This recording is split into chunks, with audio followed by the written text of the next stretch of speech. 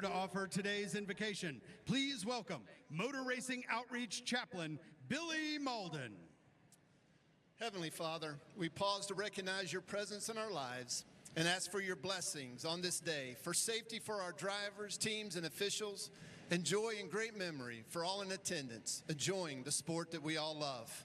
We pray for the men and women of our armed forces at home and abroad, as well as first responders who protect us and our freedoms. Bless them and their families. May your peace and love surround us all. In Christ's name we pray. Amen. Here to perform our national anthem, please welcome Las Vegas headlining country music singer-songwriter Callie Tucker. Oh, say, can you see by the dawn's early light what so proudly we hailed at the twilight's last gleaming, whose broad stripes and bright stars through the perilous fight o'er the ramparts we watched were so gallantly streaming, and the rockets' red glare, the bombs bursting in air, gave proof through the night. Oh, he got hacked. That our flag was still there. He messaged me, 'cause I texted him back. Oh, He sent it to me. see, does that star-spangled oh, banner yet wave o'er the land of the free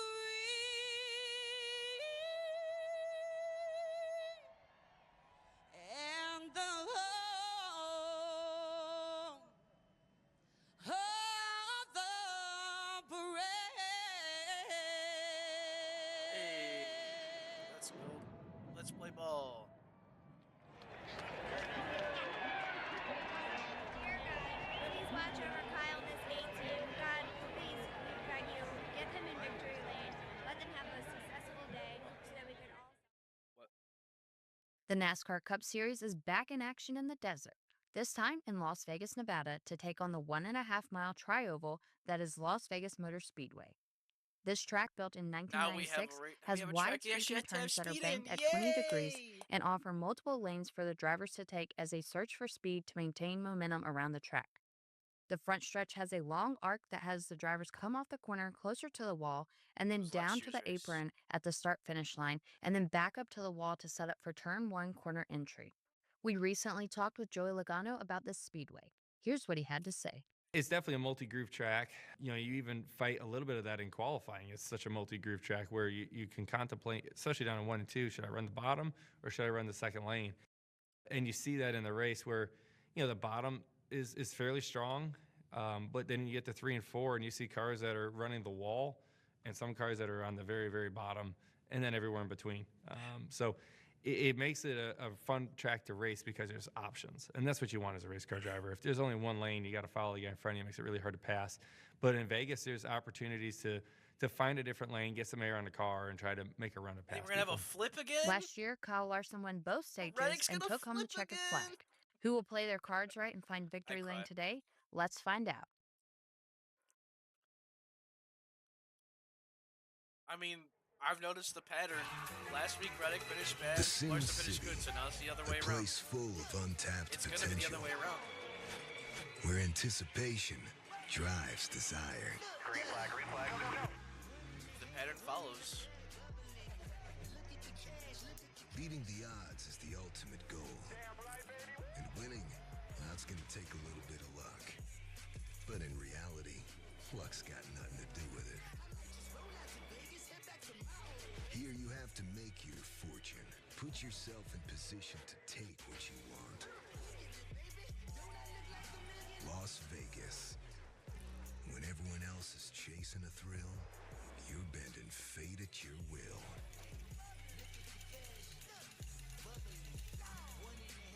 That's who they're going to chase to the green flag. Michael McDowell, fastest qualifier, but who will capture the checkered flag today? All right, drivers in That's their the big cars. question waiting to be answered. Here at Las Vegas Motor Speedway, as drivers climb aboard, there's your front row starter, Joey Logano, who's had great I success. forgot Joey's here. on the front row And again. we welcome you to the NASCAR Cup Series at Las Vegas Motor Speedway on FS1. First, you have to race the racetrack and look at what we've had to contend with so far this season. Drafting tracks, road courses, an option tire on the Dogleg Oval at Phoenix, and finally, we're at a normal racetrack. back to Las normal Vegas, racing. a mile Yay! and a half oval, the kind that predominates the entire circuit. So today, just maybe, racing returns to normal. So, Kevin, what are some of the big challenges today? Well, let's not count on normal after qualifying. Seeing those cars run around here wide open in both corners. But I think when you look at this race today, Well, yeah, I don't know we've got two of the you didn't best watch cars qualifying, starting did in you, the back of Griffin? the pack. Going to have to navigate They that were traffic. wide open Probably in going to both have corners a tough time getting for qualifying. stage points. But what's the fall off going to be? The How are fall-off's we going to gonna be manage the great. tires? How low in the You're air gonna see a pressure lot can of we go tire to make fall-off. these cars have the most grip as possible? And you have to be versatile. You have to be able to take your car anywhere on this racetrack because you cannot follow the car in front of you or that front end will push up the racetrack. All right, Mike, you tell me we're getting back to as normal as what we know NASCAR can get. All right, who is that going to be? That means a Joey forgot Logano. one of my fantasy starters is behind Cody Ware. You got to beat the champ. champ. Starting on the front row. Do not sleep on Joey Logano. Kevin and I watched practice yesterday. Didn't really have him as our fastest car, but we all know track position is king on these fast racetracks like this. He has a track position. Can he hold it off? And who can he hold off? Who would that be? I think the Hendrick camp is going to show up today. Back to business as usual, as you said, Mike. And I think the 5 and the 24, William Byron right here, just might get the job done.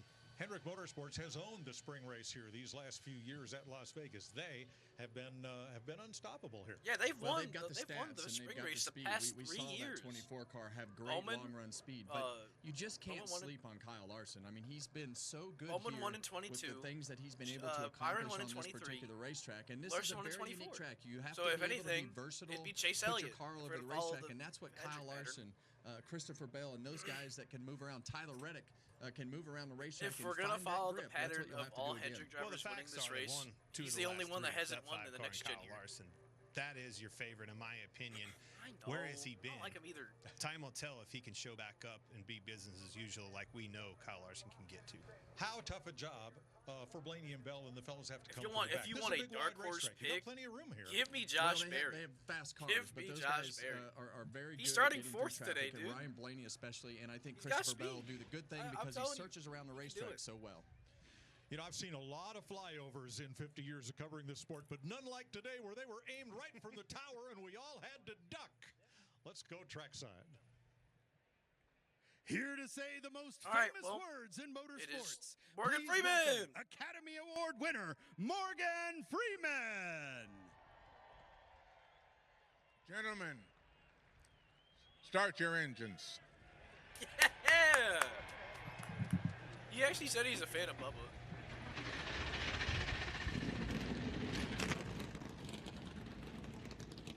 36 V8s fire off.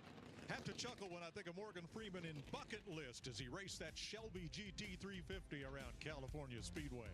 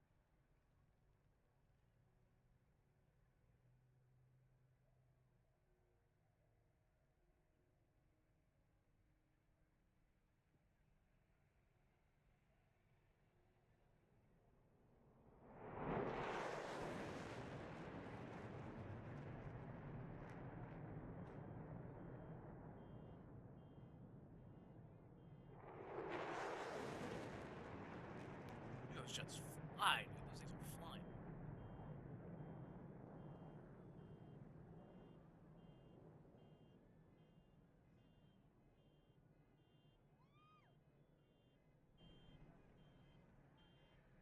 Well, Avery never answered me, so he's starting whoever he started last week.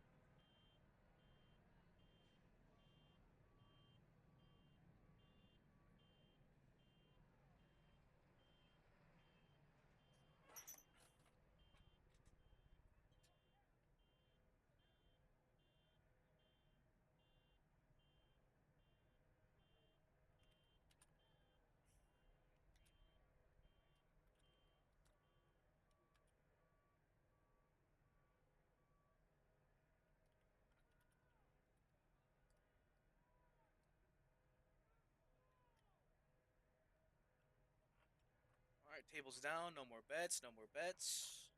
No more bets.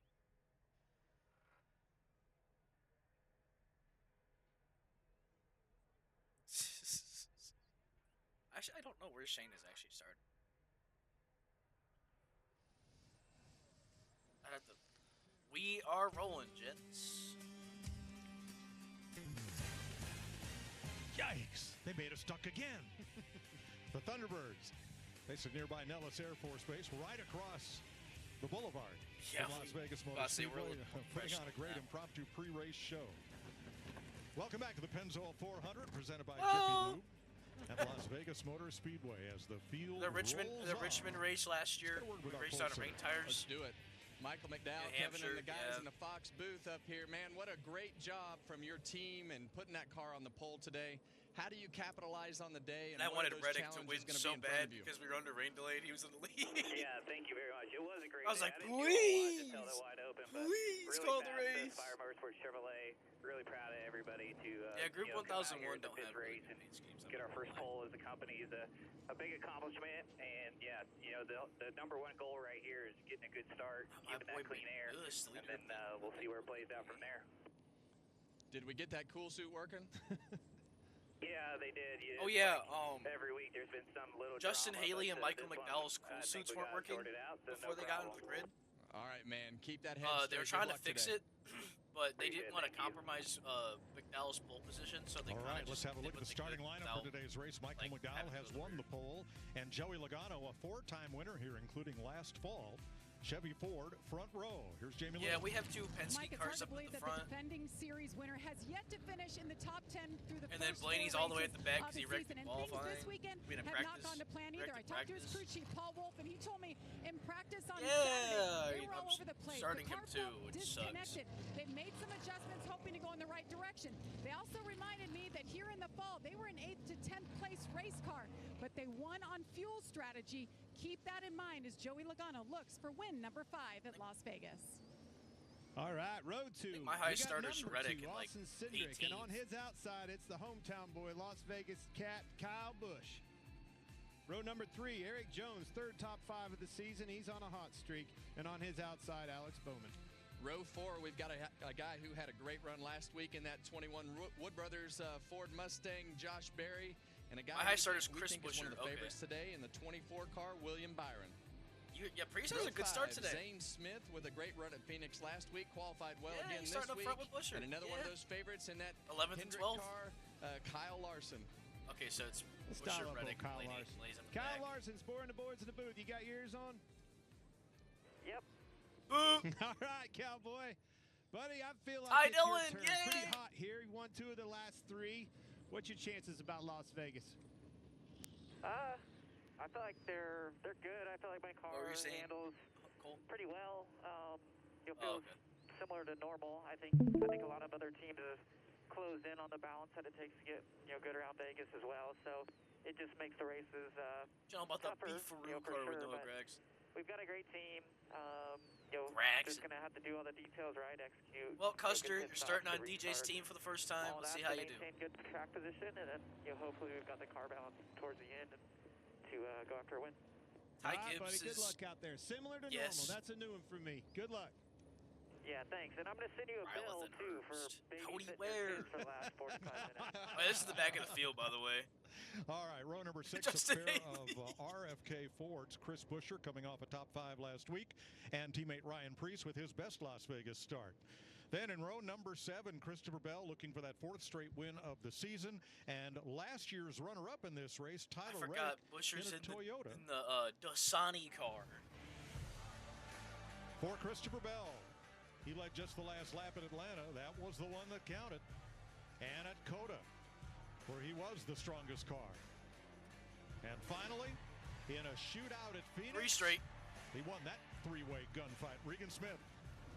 Mike, what a fantastic 3 weeks it has been for Christopher Bell. Unfortunately, though, yesterday they found an issue in the throttle body of Oh, that yeah, I race forgot. car. That Bell's meant going to they the had rear. change it out. It affects when the driver gets on and off of the gas pedal, meaning he will drop to the rear today. If he's going to get that 4th straight win, it will be a little more complicated. The goal is going to be to get as far forward as quick as they can so they can get a good read on that car in clean air. He does have good company starting back there with him also. Ryan Blaney, a practice issue yesterday. Oh, yeah, they were working on Blaney's car yesterday. Right there, Ryan Blaney was helping working the on team it. fix a race car. It was all hands on Brother in deck. his fire He suit will and also be everything. going to the rear. He's done that the past 2 races here at Vegas. Another one with experience at doing that. Keep an eye on those 2 guys. All right, thanks, Regan. Now, let's take a closer look at the rear diffuser and travel stops with our crew chief, Larry McReynolds. Yeah, Mike, aerodynamics so important at this very fast mile-and-a-half racetrack. Anything teams can do to help the downforce, the grip of the car, Jones is up here in the it's top going to help 5. the handling of that race He was the car. fastest Make the Toyota. lap times faster. Let's go to our The fastest Toyota? cutaway car, and let's look at that rear diffuser under the rear of the car. As the air flows under the bottom, when it gets to the rear diffuser, the speed really picks up. You see the strakes or the fins. You want to keep the air organized in those strakes. That makes downforce. You also want those strakes as close to the racetrack as you possibly can. That makes the most amount of downforce. But you don't want them bottoming out. Look how disorganized the air is. When you do that, you've lost downforce. How do teams control the travel in the rear of the car? Let's take a look at the inside of the right rear shock, and you're going to see a travel stop there. How you increase or decrease the travel is with those yellow polyurethane shims. You can add or you can take away. You don't want that shock shaft bottoming out. That totally upsets the race car. But guys, this can be a real challenge, especially in bumps in 1 and 2. They get worse every time we come here. And I think that's what compounds the tire problems with the failure with the lower air pressure as well. Well, the hard part about guessing about that today, and I call it a guess because I believe it is, there's science behind it, but when you run that slower pace, the car doesn't travel as much, and you're going to let air out of the tires, and so many things that go with setting that gap. Will be interesting to see who gets it right. Let's go. So leading the field, the Toyota GR Supra. And our honorary pace car driver, Chelsea Green, the inaugural reigning WWE Women's Oh, yeah, the US women's champion of WWE is Beautiful day, a little warmer than it's been here. Friday night, it was chilly for the truck race. Things improved yesterday. You know what happened It was last the week? nicest day of the weekend, 63 degrees going into the 70s. You know what happened last week? Winds out of the southeast at 11, mostly cloudy. Track temp 78. Here's one that we're going to have to be ready for. It always catches that's me so off guard here. Restarts, Kevin. They're so chaotic, and it happens right here at the start of the race. Yeah, and you want to be we got a aggressive, Hendrick and car that behind open us. lane will open up for you. But if you get hung on that open lane down the back straightaway, you're going to be the bottom of 3 wide. Next thing you know, you're going back a few rows.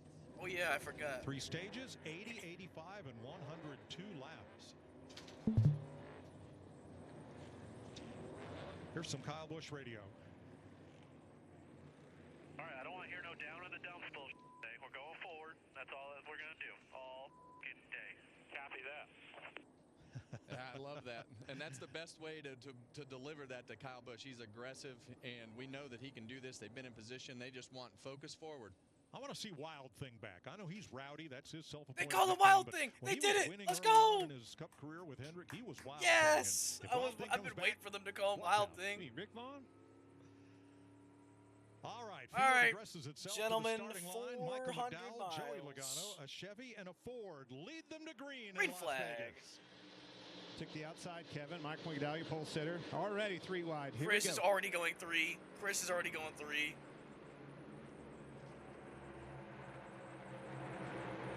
Chris, don't record. Well, you see that little gap in between the Michael McDowell and the second place car, so he's going to get a shot right about the middle of this straightaway. Oh boy, look at the Penske Pup Right buddies, now, they're back. These cars will have the most grip, as you see. Can't draft William here, buddy. Byron up there on the top side. All these lanes will work today, and as a driver, you just want to find the cleanest air possible. Get out from behind that guy in front of you. 4 wide back here. 4 wide. Oh. Plenty of racing room here. You got a lot of different agendas to start this race. You know, everybody knows that the lanes are wide here and you can go anywhere on this racetrack. So you'll have guys who just want to settle in. You'll have guys who are not comfortable with their car and guys who just want to go right now, hammer down and don't care about the consequences, just trying to gain track position. Well, that's the differences in the handling New leader, characteristics of Joey your car, Logano. too. Sometimes they take off fast, a little bit tighter probably, and then the ones that are freer, they got to hold on to it. They're in trouble here for a few laps till the pressure comes up in the tires. Here we go. Joey Logano to the front, ahead of McDowell, Cindric, and Busch. I knew McDowell had a short time to keep him trapped down on that bottom before he relinquished that lead to Logano. Wasn't able to do that. Logano to the point. William Byron for 5th. Slots that Chevy in between Bowman and Busch. Big log jam at the back. Neither Blaney nor Bell able to gain a ton of ground in the opening couple of laps. 9 already. Maybe Oh, 3 Lord, spots. It's gridlock. When you look Yeah. up in front of you, it's 3, 4 wide, 4 or 5 rows deep. There's not many places to go. Well, and that's what you want to see right there. You want to see some clean track in front of you. And as Blaney is in the middle to the top Blaney of that couldn't go racetrack, as fast anywhere. as his car was yesterday, he knows he has the capability. If he just puts his car in the right spots to drive right through this pack, as you see Christopher Bell right in front of him.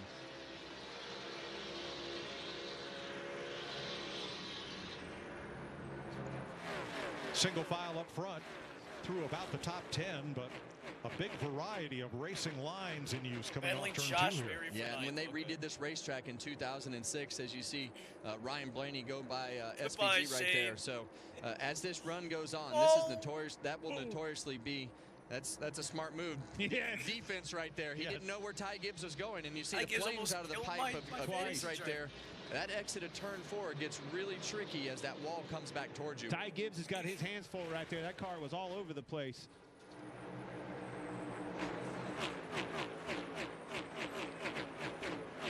The beginning of these races can be very confusing for a lot of guys because you get yourselves in these unique positions where the front end will just take off. You'll get big runs on guys. The car will snap loose. A lot of really strange things happening with all the air moving around and the way that these cars are so sensitive to the aerodynamics.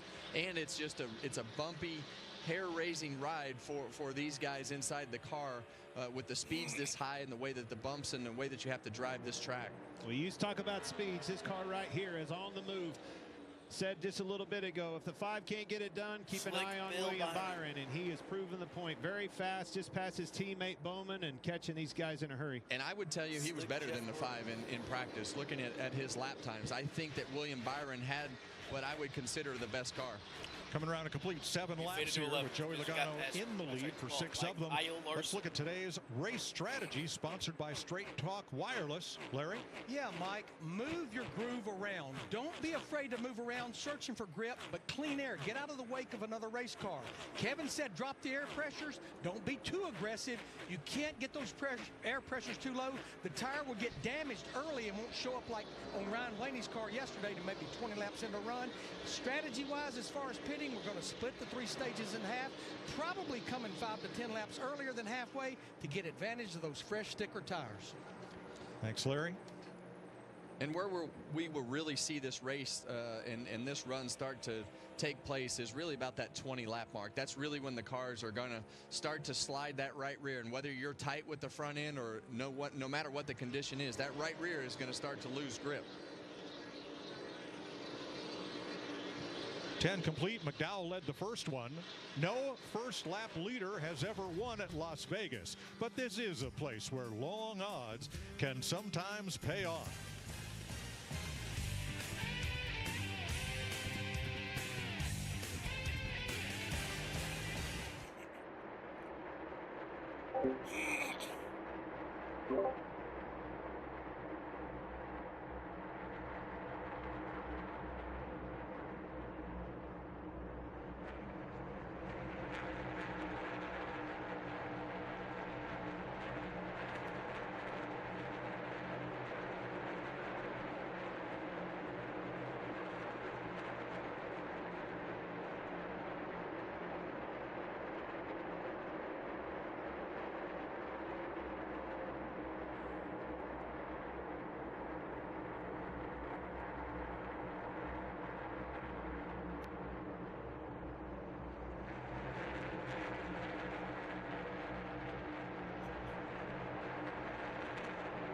Ty Dillon's running 24th. We have not caught lap traffic.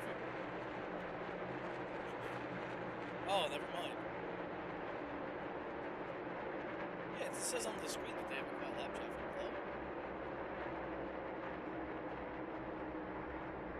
Oh. It is. So then it hasn't been updated yet. Alright, when we cross now.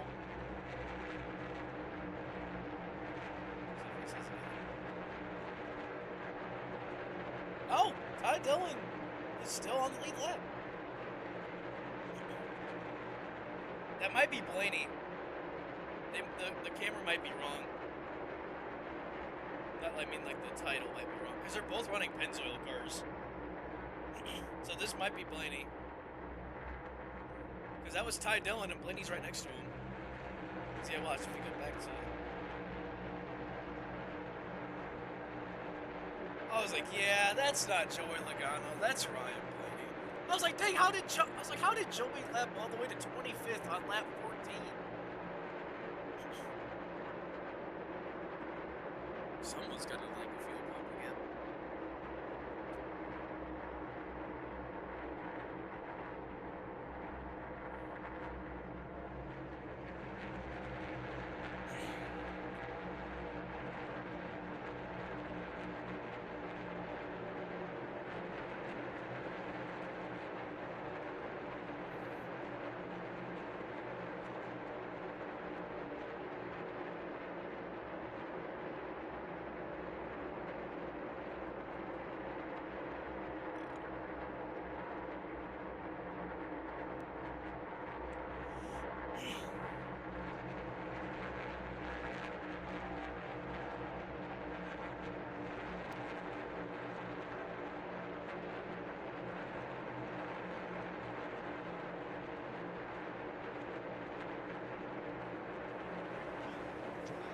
Forward. That's what Ryan Blaney's been doing. He is up 15 spots since the start of this race. Everybody chasing his Penske Ford teammate Joey Logano. Joey pulled away out in front of Michael McDowell now by 9/10 of a second. We were allowed to sit down on the pole sitters pre-race meeting this morning.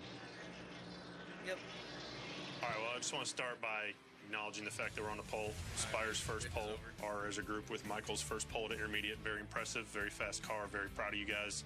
On that note, it's going to be about execution, keeping the car up there, keeping everything smooth, because we all know how important track position is. If we can just keep him up there and let Michael do the rest, that'll be important for today. So hopefully nice, smooth green flag stops and 4 tires will be the name of the game today. So, you got anything to add, driver? No, proud of everybody. It's it's been an up and down few weeks, but it's a good day to be great. So let's be great. Let's go do it. All right, on 3, 1, 2, 3. Michael McDowell led lap 1, currently third. Austin Cindric has passed him for second spot. Joey Logano has now led 16 of the 17 laps. Yeah, and I think when you listen to Michael McDowell's speech, that's exactly what Spire wants to be. They want to go from good to being great. That's the effort that they put in, the money that they put in this year. Well, Ryan Blaney has gone from 36th into the top 20 now. He's blasted his way halfway through the field. Meanwhile, Christopher Bell, who also started out back, has gained but 6 positions since the start. All right, Kevin, we know it. When these tires start to flip a switch, that's what separates the men from the boys. Lap 18, we got some movers. Yeah. Got some guys really coming on. Look at these biggest movers here. But I'm telling you, I'm watching. Keep an eye on Reddick. Tyler Reddick in the 45 car. You saw Cindric make that pass on McDowell. Here comes Byron in tow. A lot of movement because of the laps on these tires, finally. Well, and when we had that onboard of Ryan Blaney, that's exactly what you want to see. You want to be able to be in a part of the racetrack that everybody else is not. And we know that this lap 20 area is when we talked about Bubba Wallace yesterday being so fast when he fired off. He got to that 15 lap mark and he did not like his car at all, but it had really fast fire off speed. So it'll make for a long day if your car will only feel good for 15 laps. All right, as we watch Bubba Wallace battle with the number 9 of Chase Elliott, let's check with Jamie Little. Well, Kyle Busch, 1 of 3 Las Vegas natives in the field. He slipped back 2 spots so far. Yesterday in practice, they felt like their fall off was just a little too aggressive. They made some adjustments, and to start this race, he said he started off loose. 2 laps later, it got better, and it's getting better as the run goes. I think that A car is one we need to watch today, guys.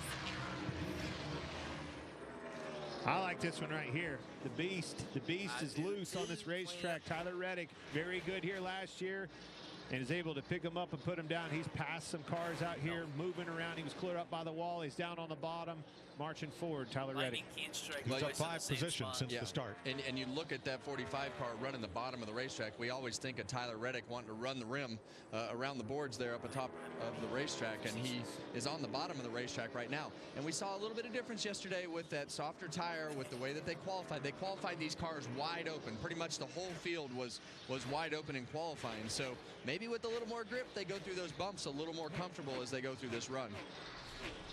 Joey Logano leads the league in laps led, but does not have the finishes to show for it. He's piled up a lot of stage points in the early races this year, but top fives have eluded the defending champion.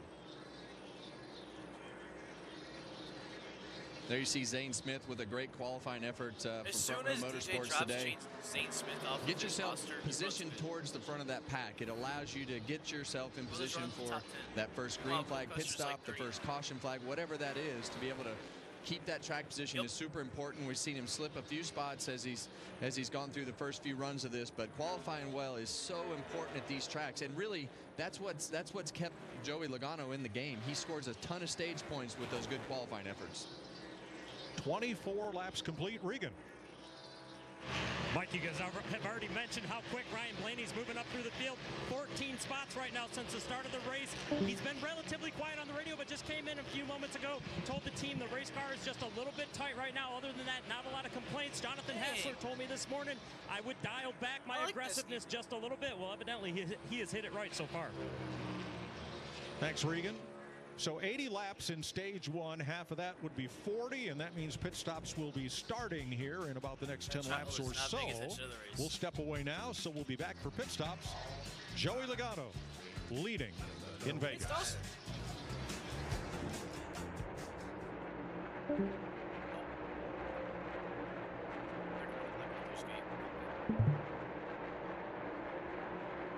It's just me and the Allen brothers, I guess.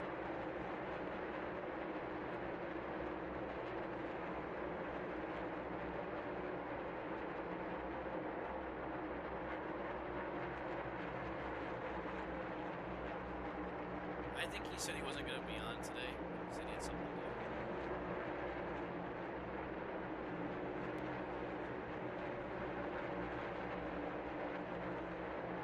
I don't know. He said he wasn't going to be here today for the race. That's what he said on Friday or Thursday. He said he wasn't going to be here. He said he'd probably be here tonight.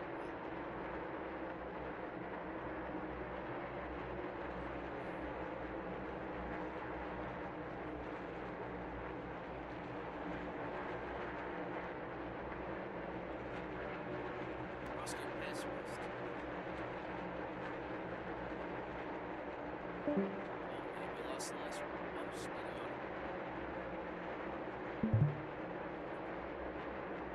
Dang, they just did not go. That's alright.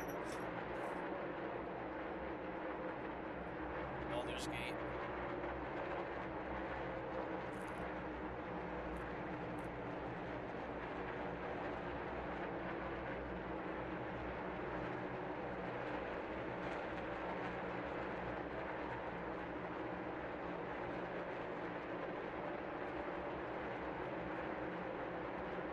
Jury day in Vegas. It's going to be great. Unless that's just Fox's color coding, which they're not going to do it.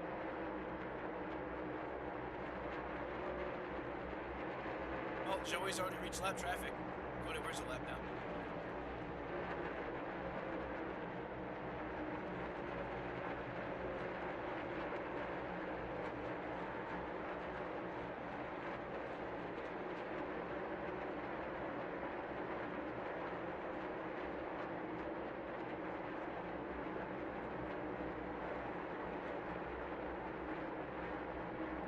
Battle each other because they're Penzoil cars.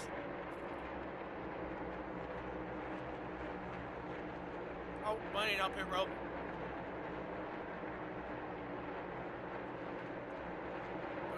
stops. Yep. Green flag pit stops.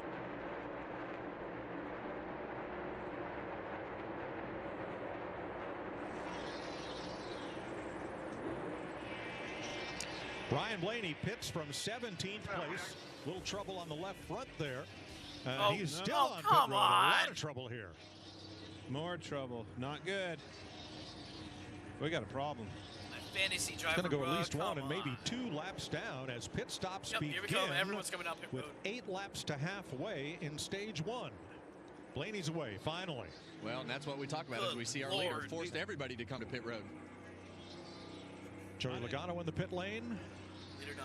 Handing the lead to Austin Cindric, who had caught Logano on the racetrack, was trying to make the pass, had difficulty doing that, and Logano abandoned the lead to come to pit road. Kyle Larson is in. Regan. Like Kyle Larson right now, things going smooth for him. Had some debris on the grill earlier, though. Spent a couple laps trying to get that off of the nose. Otherwise, didn't want anything different. Jamie? Joey Logano led 30 laps, just came in, said on lap 25, balance was good, but they're just going to tighten him up a little bit. They did that with air pressure, as you see. Austin Cindric in it's a tire. And a tire on the track. Whose tire is it? That will bring out the first yellow flag of the day. You picked a fine time. I think it's Briscoe's tire, guys. Briscoe! Well, we talk about it every week. So many things. There you see that left rear tire off of Chase Briscoe's car.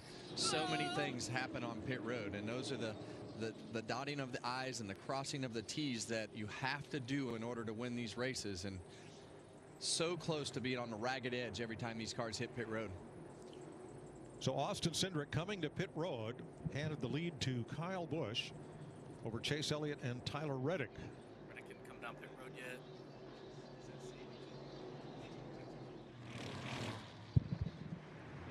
Well, Larry, that kind of throws pit strategy for a loop, does it not? Well, it does, Mike.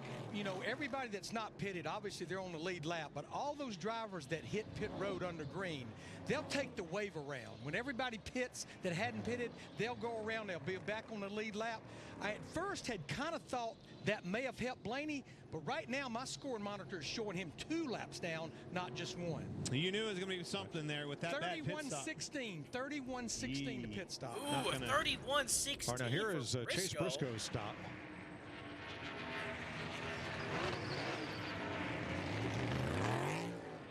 Uh-oh. Man, they didn't. Yeah. Should have backed him up, Kevin. They knew it. Yeah, and they knew it, and usually that's a communication between the crew chief and the driver. Stop, back up, because you don't want this to happen. Now, Larry, you used to have to manually cycle the air gun for these center lock nuts. Don't they have something now that when you drop the gun, it changes it from off to on or vice versa?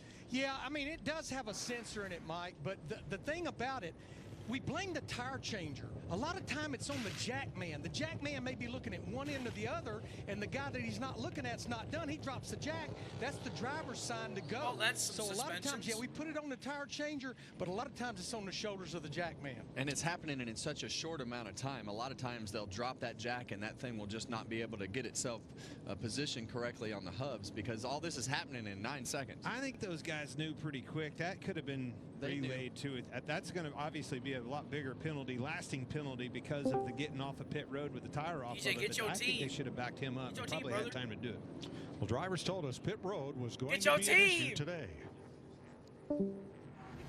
When we come to Las Vegas, one of the things that I think about the most is how tough Las Vegas's pit road is. The entry at pit road is so close to turn 4, and it's completely flat. You come off the bank and you kind of slam the car down. This one kind of stays curved all the way through it, and the pit boxes are slick.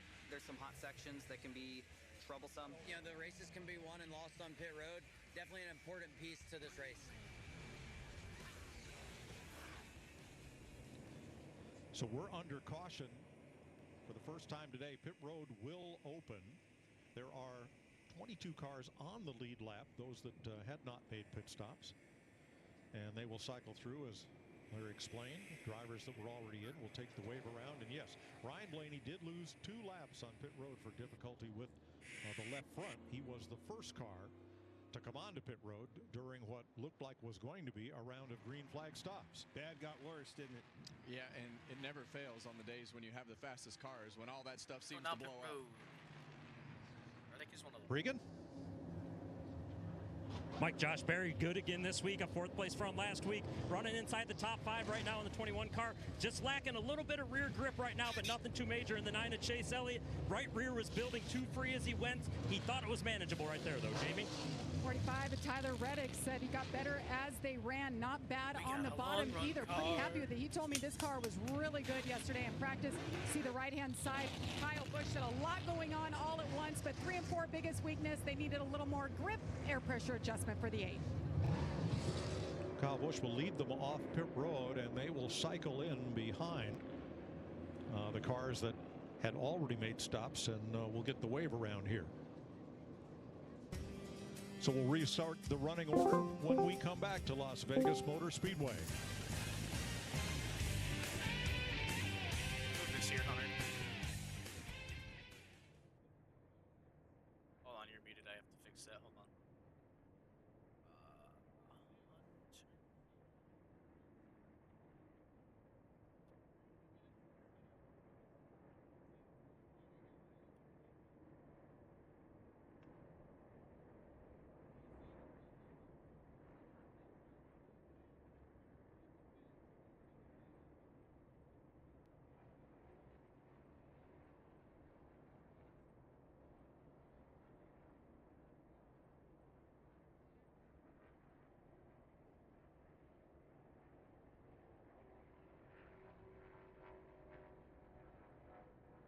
There we go. Yeah, I moved this over here. I don't like Shuey. He's getting annoying. Alright, let me just... Couple of us were... I was about to say, a couple of them have him muted already.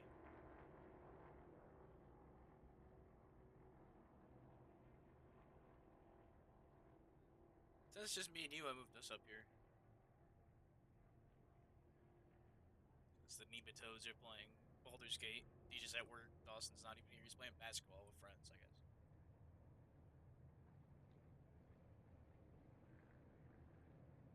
That's what he said. I'm just reading what he told us.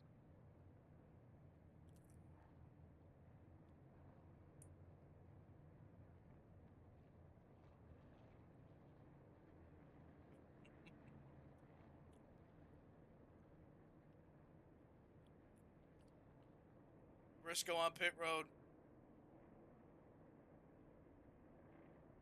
What if they have a penalty?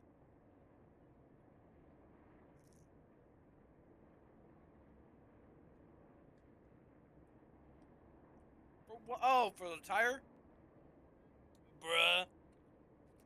Well, there goes DJ's race.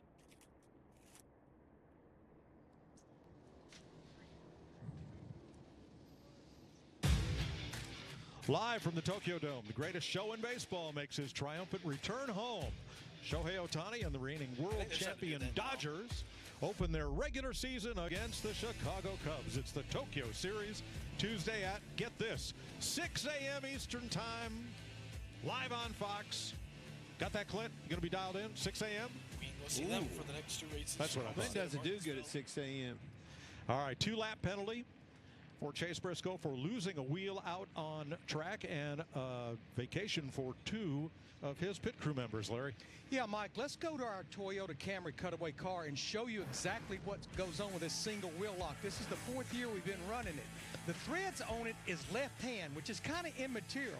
But if you look at the back side of the tire, you'll see 18 drive pin holes, and on the hub, you see 6 drive pins. When they put that lug nut up there, that spring-loaded lock, it pops up right there. But the thing about it, if the lug nut will tight, but maybe that lock will not be in place like you see right there.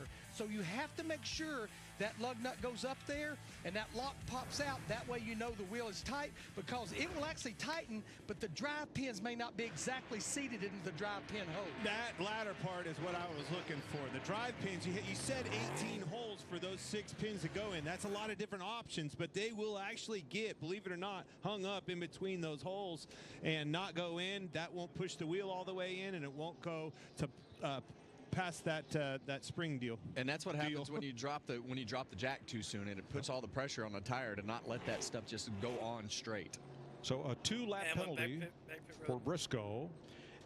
Uh-oh. Sometimes it's bad to leave all your luck in the casino. Denny Hamlin has been busted for too fast entering. Of course he has. That's not luck, Mike. If I had a that's nickel that's for just a every time miscalculation that there of pushing that pedal a little caught bit too hard. I'm being kind, Kevin. And Kyle Busch, same penalty. Look at already not having fun on Kyle. my expense right here. This is a man. I don't know. Did you hear what he just said? Kyle had a good start too. Kyle was up front. The same penalty for the 8. Oh no!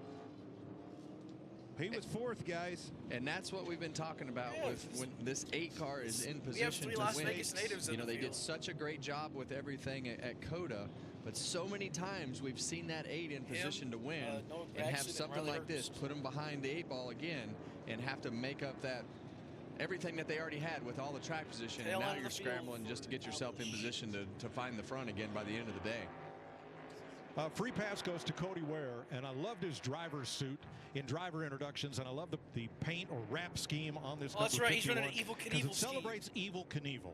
Yes. Probably the greatest showman in the history of the automobile.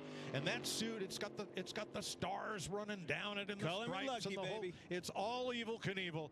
Just don't try to jump anything with that car, That Cody. museum is coming to Las Vegas, and let me tell you, folks, as somebody from Kansas where it used to be, you need to go see that museum. It's awesome. He gets the free pass on this caution. And look at this, guys. There's a few guys that got pretty lucky in this cycle that pitted and stayed on the lead lap. So you've got Cindric, Bowman, Oh, Logano Joey. up there. I thought he was a lap so it's down. Elliott. That was a crazy Reddick cycle of P5, events right there. okay. Here they are at the Echo Park Automotive let Restart Zone. Penske cars Cindric's bully you, Ford, Reddick. Bowman No. Chevrolet, Logano, Elliott, Reddick, Wallace, Allmendinger, Oh, Barry, be Bell, and careful. It's Hocevar, the Allmendinger top at the 10. bottom. 4 wide immediately. Well, this time it doesn't surprise me that it's even more chaotic on this restart. This time they know what to expect. They know what grip level they have in their cars. Speaking of grip level, I bet you that 48 cars with that clean air on its hood, it's handling better. Well, you see that yellow car of Joey Logano down there on the bottom. Now we saw how he did running out front. Now it's going to be interesting. We're going to really get to see what kind of car he has now that he's in some traffic. It's a huge difference. Cannot be understated. Bubba Wallace right with them, and coming on the inside, Chase Elliott on the outside, trying to hold him down. That was close. Not clear. Still there, Alex Bowman. I'll tell you what, Bubba Wallace is coming to the front. Car was loose yesterday in practice, but fast. He told us that, Kevin. He did an interview with him, and he was said firsthand, man, this thing's fast, but it doesn't feel the best. And here comes his teammate right behind, Tyler Reddick. High and wide on the outside, right where you'd expect Reddick's number 45 to be, up against the wall. Get that Logano Well, out that's of where you'll keep the most momentum right there. Whoa. It got tight coming off the corner. Josh Berry was in a position that he didn't want to be in, being 3 wide on the bottom like we talked earlier. Speaking of 3 wide for the lead. Well, that fast car of Bubba Wallace right now is paying dividends up towards the front of the pack, and his teammate right there, Tyler Reddick. So Elliott and Wallace were the big gainers from the caution flag. Elliott was 10th. Bubba was 12th when the flag flew, but here they are up front. Did you see Bowman's car bouncing through that? Did the old hospital hop coming through them bumps? And a lot of that just has to do with the positioning that you put the car in on the entry to the corner. You have to square that entry up to be able to get across those bumps correctly. Here's another look at it. Oh. Yeah, he just turned the car. He actually didn't even get to the bump. Yeah, he just turned. He tried to be aggressive and turn that car back down the hill, and it was that just wake. Yeah, that was just trying to be aggressive with the car and just got a little overboard with it and got the back out from underneath him. Got his attention, I promise you. Front 5 single file, then double wide, and still 3 wide racing back in the field. As we work our way through, we've been through the first caution flag of the day for Chase Briscoe. Now on board with the Ford Performance Cam. That was Noah Gregson. And here's Chase Elliott trying to take second place, or third rather, back from Bubba Wallace. And does. Well, these races all have some twists and turns that kind of set the tone of the day of who's going to be up front and who's going to have a chance to win these races. But that loose wheel of Chase Briscoe's has really turned the front of this pack into a little bit different group of people. We saw Austin Cindric and Bowman already up there, but you look back from there, Wallace and Logano and Berry and Allmendinger, I mean, it cast a whole new group of guys up towards the front. Austin Cindric's been out front for 9 laps. He was challenging Logano for the lead under green, and Joey dropped off and went to pit road, handing the lead to Cindric. And now things cycle back around after the caution. I talked about Hendrick Motorsports a lot in pre-race, but I didn't have these two as the ones that by the way, Bell is I had the 5 and the 24. Boy, I was wrong. Bell's back. Alex Bowman holding a pretty wheel out there as his teammate Chase Elliott. Yeah, we saw this car, Bubba Wallace, really take off fast. We know he has a lot of speed in the beginning run of his car, and see him kind of settle in as this run starts to go. Joey Logano led 30 laps early, being challenged here by Josh Berry on the inside. Well, continuing to impress everybody with this Wood Brothers car. Josh Berry doing a great job. Yeah, and Josh Berry's doing a great job. But Joey Logano, you know, I think for us, we saw this happen at Atlanta, a different style racetrack. They get in traffic and their car doesn't handle as well in traffic as it does in clean air, which is the same for everybody, but it seems like it affects his more than most. Ooh, a little wobble there from Berry as they come off the corner.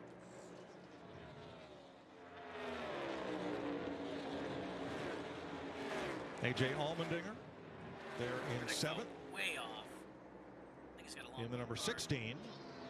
7th, right where he restarted after the caution flag and pit stops. Always a pretty good track for A.J. Allmendinger. He definitely has his style of racetracks where that stick out like a sore thumb on the stat sheet that he runs good at.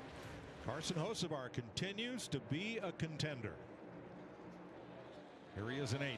Well, restarted 10th. Yeah, he didn't qualify well. I would not be really in surprised practice on the long runs. His car, from a time perspective, looked really good. And this guy, Reddick Tyler is Reddick, starting up to do towards his the top strat, of the racetrack, running the looking top. to go where everybody else is not. And then you go to the next one. These two right here. Christopher Bell just got passed Oh, actually by get Larson, him but Bell away. finally up to the top 10, looking for 4 in a row out of him. Go away, Larson, Larson. obviously that pit stop really shook things up for him. He was one of the guys that hurt him. Now Larson just took the wave around. He restarted 22nd on our list. William Byron running the high line. I still think these guys have really fast race cars. It's going to take time to overcome the problem they had with that untimely stop there. The caution coming out in the middle of a green flag pit stop's never good. 29 to go in stage 1. Big-time car guy John Schneider is here. Of course, he played Bo Duke in the Dukes of Hazzard. Nothing to jump here. There's Chelsea Green, the WWE champion with the belt. And the subdued command from Morgan Freeman today.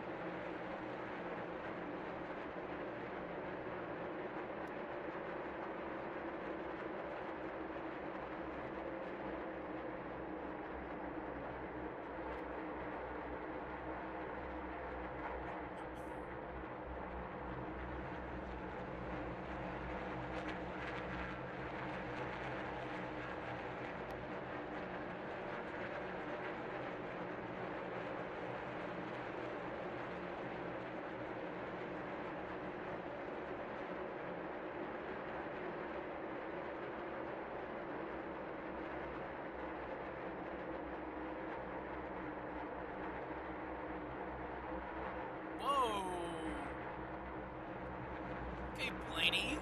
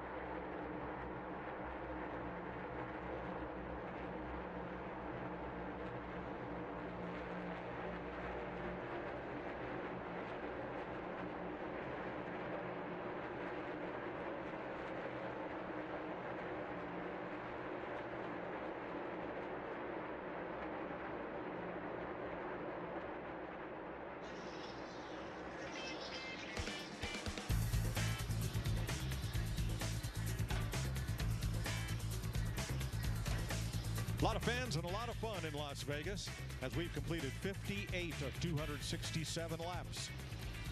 Third Las Vegas Motor Speedway, Austin Cindric out in front for 21 of them, has now moved to second on the season lap leader list behind his teammate Joey Logano. And this battle is for 8th place. I think you're going to see those two battling for the next couple of weeks here. When we go to Homestead, Miami, that battle will continue between those two cars. They do like the high line, don't they? Jamie. Austin Cindric doing a great job. Pretty happy with his race car. They just told him to take care of those right side tires.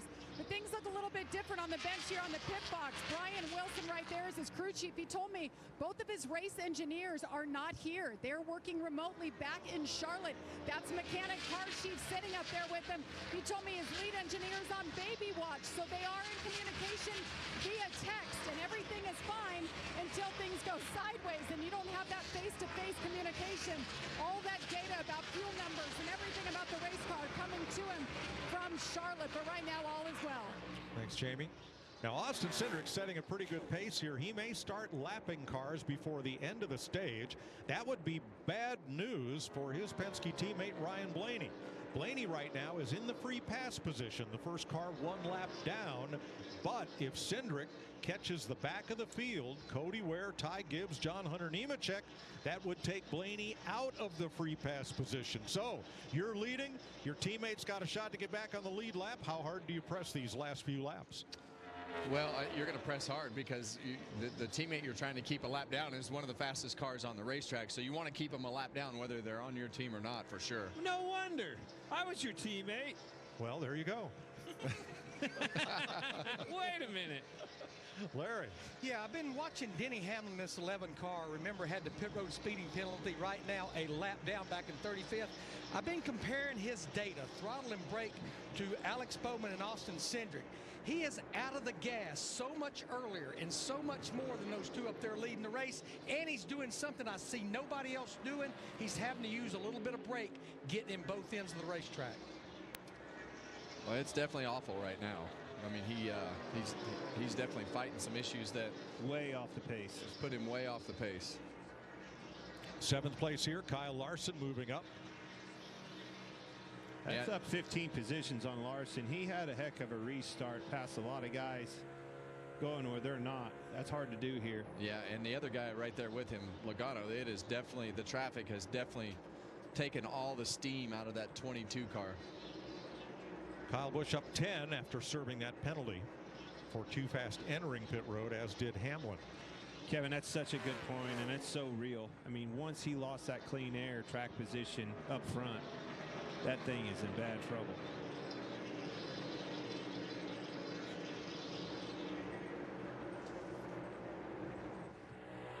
Hometown of Riley Herbst carrying the Toyota Cam there with Kyle Busch alongside. Kyle Busch up 11 spots, digging himself out of that speeding penalty. Herbst holding him off for the moment, and there comes Chris Buescher. The UFL is back. Skip Holtz's Birmingham Stallions, a spring dynasty chasing a 4th title, but the rest of the league is coming for that crown.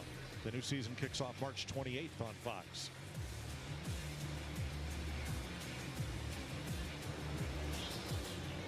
$15 to go in stage 1 as Busch has cleared the 35, and now the 17 moves alongside. We're going to take you, Fox, side by side.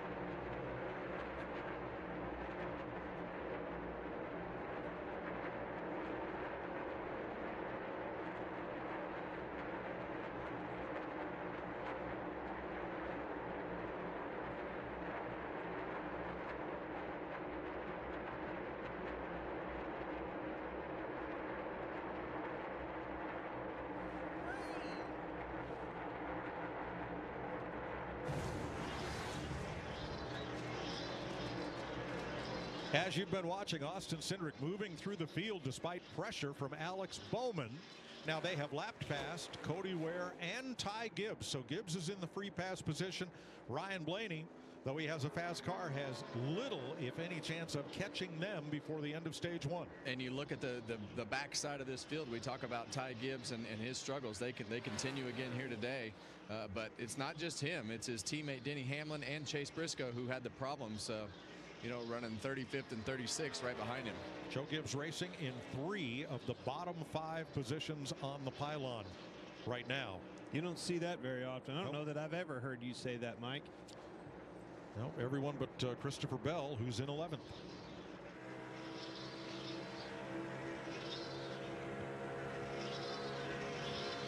Bubba Wallace running 4th, 2.5 seconds off the lead. Had this to say about his car.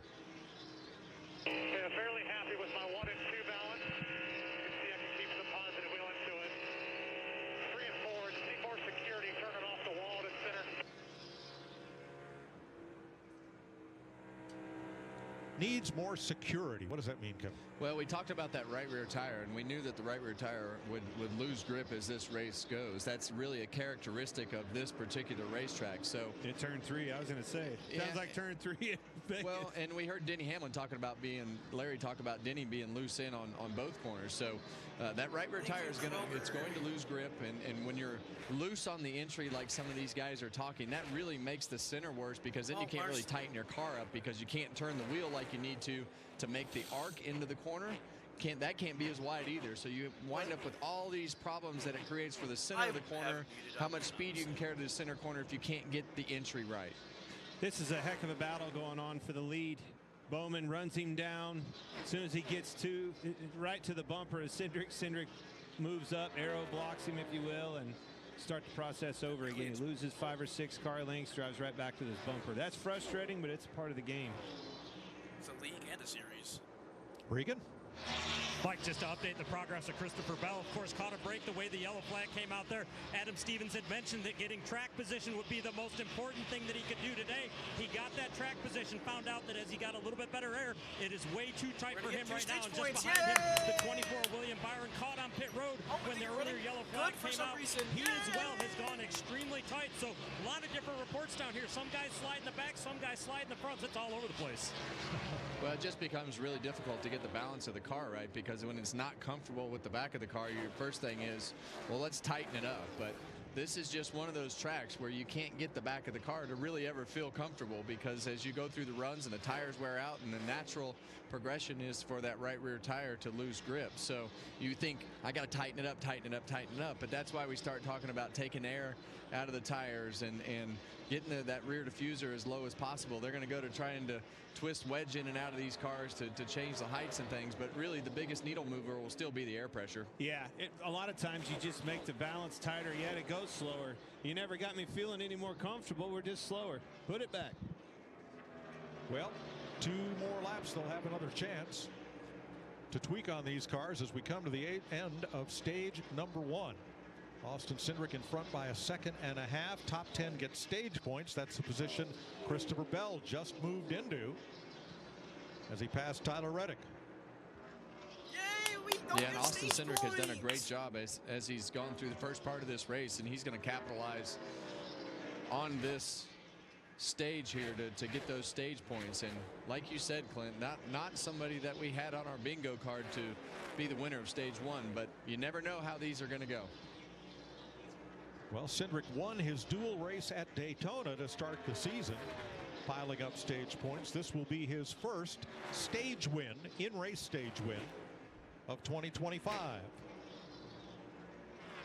And Cindric right here. Good job. becomes the 9th different stage winner this year. We have not had a repeat stage winner. Cindric, Bowman, Elliott, Wallace, Larson, the top 5 at the end of stage 1.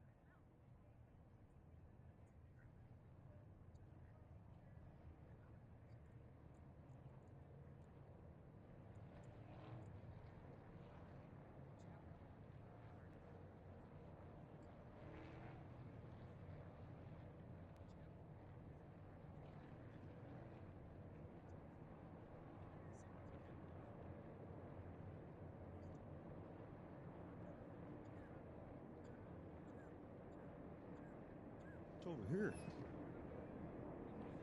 Huh?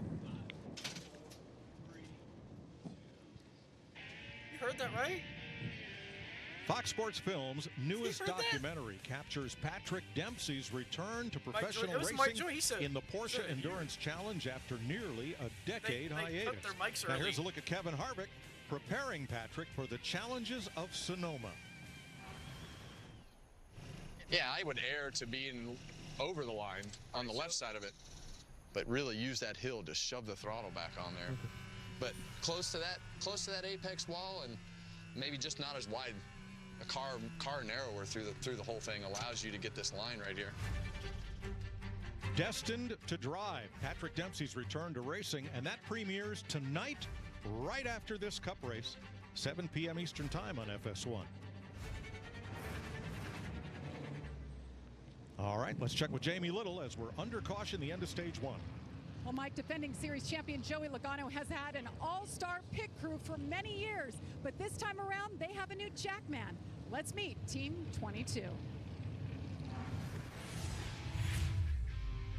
Joe Dilly, front tire changer, second season in Cup, NASCAR champion last year. Jake Seminara, I'm the rear tire changer. I met my wife in 6th grade. Love you. Jeremy Ogles, tire carrier, two-time Cup Series champion. Ty Snelson, Jackman. I was a two-time All-American football player in college. Nick Hensley, fueler. I've been in this sport for 20 years. Led by crew chief Paul Wolf. Holman Presley up on the roof as spotter, and there they are. They're in pit stall 6 today, and that pit stall has won 3 of the last 4 races here at Las Vegas. Pole sitter usually takes pit stall number 1.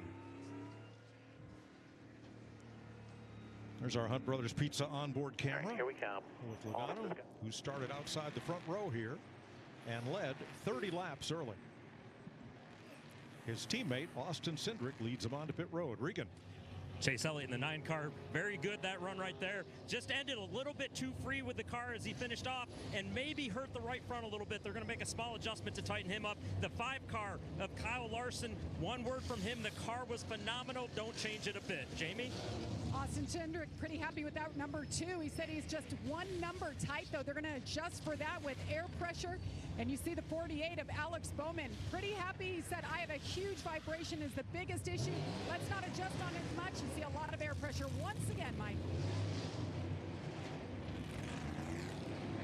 Well, we're going to see a lead change, Mike. Chase Elliott and Bubba Wallace beat Austin Cindric on pit road. Oh, God. So that'll put Elliott Chevrolet out front at 84 laps. Stage winner, Austin Cindric and his team Penske Ford.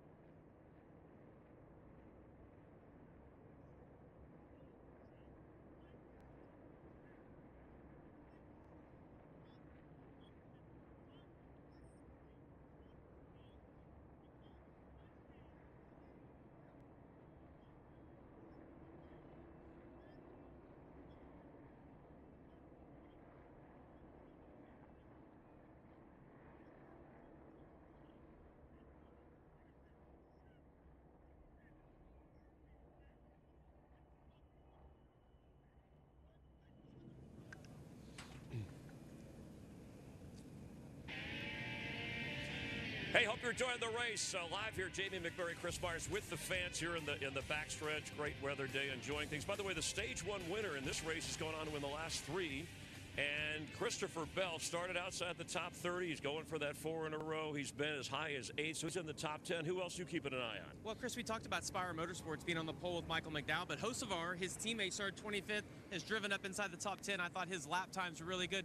But I think more importantly than what we've seen on the track, I'd like to meet some of your family members here behind us. Well, we have. I think didn't Clint Boyer do his tailgate king thingy with you guys? Yes, he did. Yes, he did. We're the tailgate kings. And did he eat any of the food? He ate all the food. Oh, okay. Just all right. Oh, hey, look who's here. You guys came over from the strip. We appreciate you letting us hang out until stage 2 when we have to get back to work here. But thanks. We appreciate you. Thank you. Thank you very much. Okay. We knew that was coming. Mike and Clint, don't eat all the food. Kevin? All right, Chris, have fun down there. That's my man Steve and Ralph right there, and all their friends, and the 3 Elvises, the flying Elvises. I feel like we should let Jamie and Chris start drinking beer after the pre-race is over if they're going to do stuff like this. What do you think? Well, if that's going to happen, I'm high fives all You're going to around. reapply. You're going to do this on your own. You're going to reapply. Well, now Chase Elliott's rolling time down pit road Not was good. 1 second faster than Austin Cindric's. There was a reason for that. He was too fast entering. Speeding. Yep, I was scared of that. That's all me. Sorry, guys. I knew it. Yeah, copy. It's all right. Long way to go. Got a good car. Regroup here. Work back through there. Dang it. It's a bad feeling, Kev. Jamie? Well, Mike, I've been listening to the radios. A lot of drivers are talking about the extra marbles on the track that they're not used to seeing. These are the tires that came off the 48, and he had reported he had a major vibration. Well, they just told him all this rubber buildup is really what's leading to that vibration. And remember, we have a softer left side tire, and perhaps, guys, that's what's leading to the extra marbles today. Thanks, Jamie. Well, I can tell you this. This was always a place, and Clint, you can attest to this. High corner speeds. Everything that happens around Las Vegas Motor Speedway is really fast, and it always seemed like the tires shook here more than they shook anywhere else. Yep. Chase Elliott was caught speeding, Larry says, in the very first segment of pit road right past the yellow line. He has 2 speeding penalties in the last 3 races, but only 1 in the previous 109. So for the restart, Bubba Wallace, Austin Cindric, a Toyota and a Ford, then the Chevys of Larson and Bowman, the Fords of Berry and Logano. Bell, Suarez, Hocevar, Allmendinger the top 10 as they approach the Echo Park Automotive restart zone. Stage 2. Here we go. Nobody wreck, please. Bubba Wallace has got a hot rod this weekend. He was There fast it yesterday is. in I was waiting to practice. see if Clint would say it this week. Doesn't surprise me. They're hitting on all 8 cylinders, too. And they got a great launch right there with 2 fast cars, and you see Larson go immediately up the racetrack as we're 3 wide, several rows deep here, but up in the front. Here we go. He's got to his Right, outside. gonna go 4.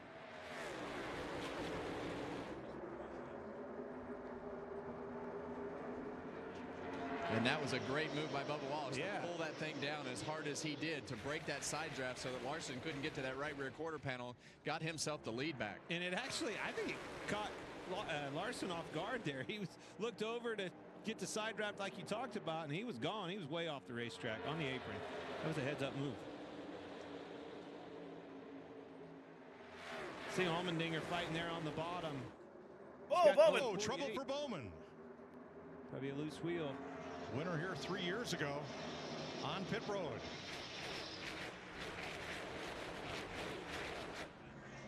You go to. Felt something he didn't I like. think it's Big Evil Designs. Well, and it sticks out quick right here. Vibration. He's Yeah, that's reporting. right. Well, he complained of a vibration Big before Evil the pit Designs. stop as well. It didn't get better. Nope. Vibrations usually don't. I'm going to go back to one Allmendinger. here. Yep. Doing a great job with that 16 car, running in the top 10, been that way all day long. AJ Allmendinger.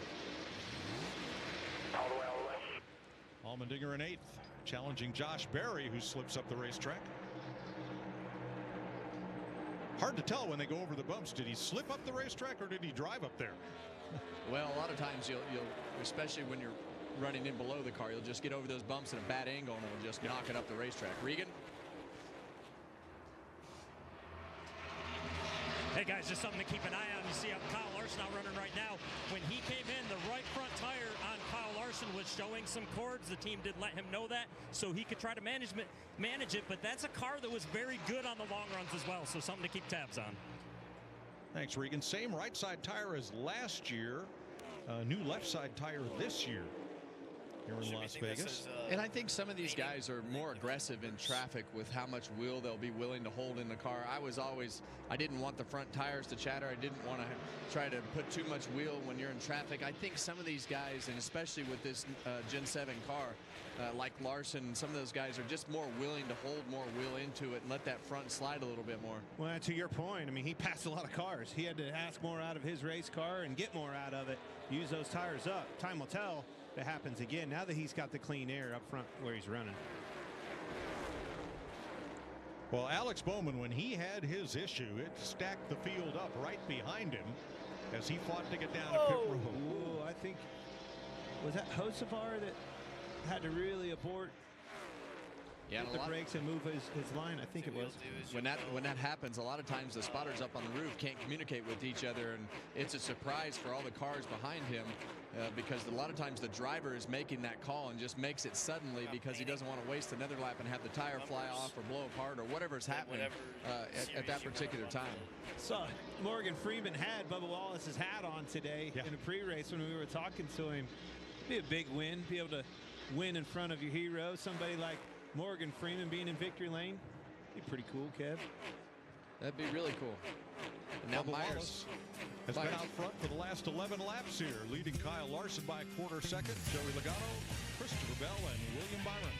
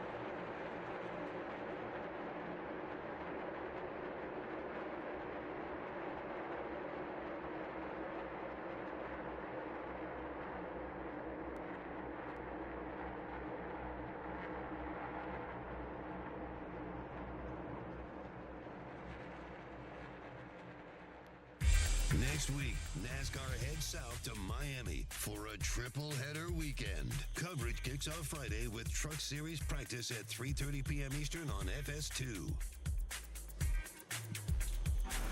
New leader in Vegas, Kyle Larson. Here's how he got past Bubba Wallace.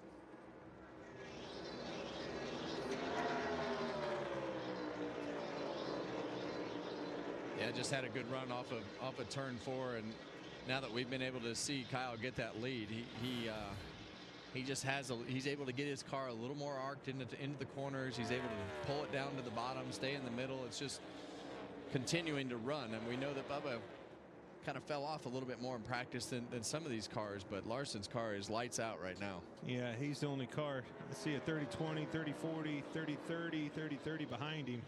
Well, speaking of behind him, you got Bubba Wallace in second, but look at third place, Christopher Bell, and here is Joey Logano battling William Byron. This is for fourth. And Byron's coming back up through there too. Took him time. This is all just a product of that green flag stop that had a caution in the middle of it. Really shook this field up. Yeah, we talked about Logano's car earlier in the race as we ride on board the Hunt Brothers Pizza camera. It didn't really go through traffic. So the track is serviceable up there as high as you need it. It's at least clean. Can't say it's much better. Two to Barry. Dropping. Yeah, and you see him run the bottom of the racetrack, and talking about the racetrack up top being clean and being able to utilize that when you get in traffic. But they've obviously made Joey Logano's car better. It doesn't seem to be as fallen off as much in traffic as it did before. And he moved up that lap in 3 and 4 and tried it. Didn't get all the way to the top. I don't think he's comfortable there. But that spotter, that intel, the communication that he relayed to him in that driver's seat, that's quality intel. Back at 17th, Eric Jones, Ricky Stenhouse. They've both been in the top 20 much of the day, and now here again, 5th place.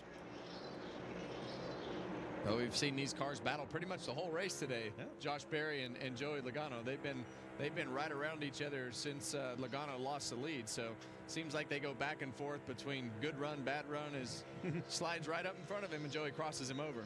Now their Penske stablemate Cindric is right behind them, and the other Penske car, Blaney, is now in the free pass position, 31st.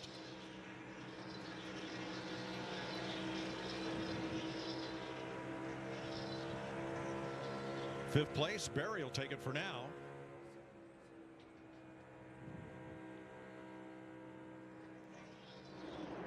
Speaking Meanwhile, Mister, where'd he come from? Oh, back straightaway, car around and sliding down the backstretch.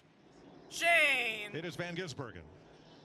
That'll put us under the third caution of the day at lap 108. Got a tire down both sides. That kind of maybe was sliding. We'll have to see if that was the culprit, if that another right rear like we saw in Blaney earlier.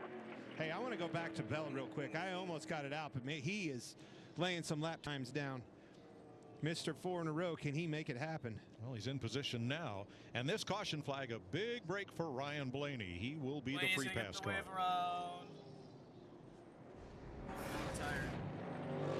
Coming off turn 2. 3 wide, tight racing quarters back there. Oh. Had cars on both sides of him, just lost the air on his car, got out from underneath of him, spun out. Did a good job of keeping it down and out of the wall, though. And being in the middle like that, of when those cars are staggered and the way that these cars are, of having the air hit the right front fender or left front fender, the things that the car will do just suddenly when you're not in a clean air position can catch you off guard, and it'll be around before you even know what happened, as it was there. Third caution of the day, Kyle Larson leading for the first time today. He's led the last 9 laps. Bell right behind him. There's the Ford Performance Cam on board Ryan Blaney, along with a front bumper camera. And that view of the driver. Now he will get back on the lead lap. He took a wave around earlier because he exited the pits 2 laps down after having trouble on the left front on his first run of the day. Drove up past 16th on his last run and up past 20th on this one. Here is the Kubota cam on board Ross Chastain today. It's currently 10th. And pit road is open.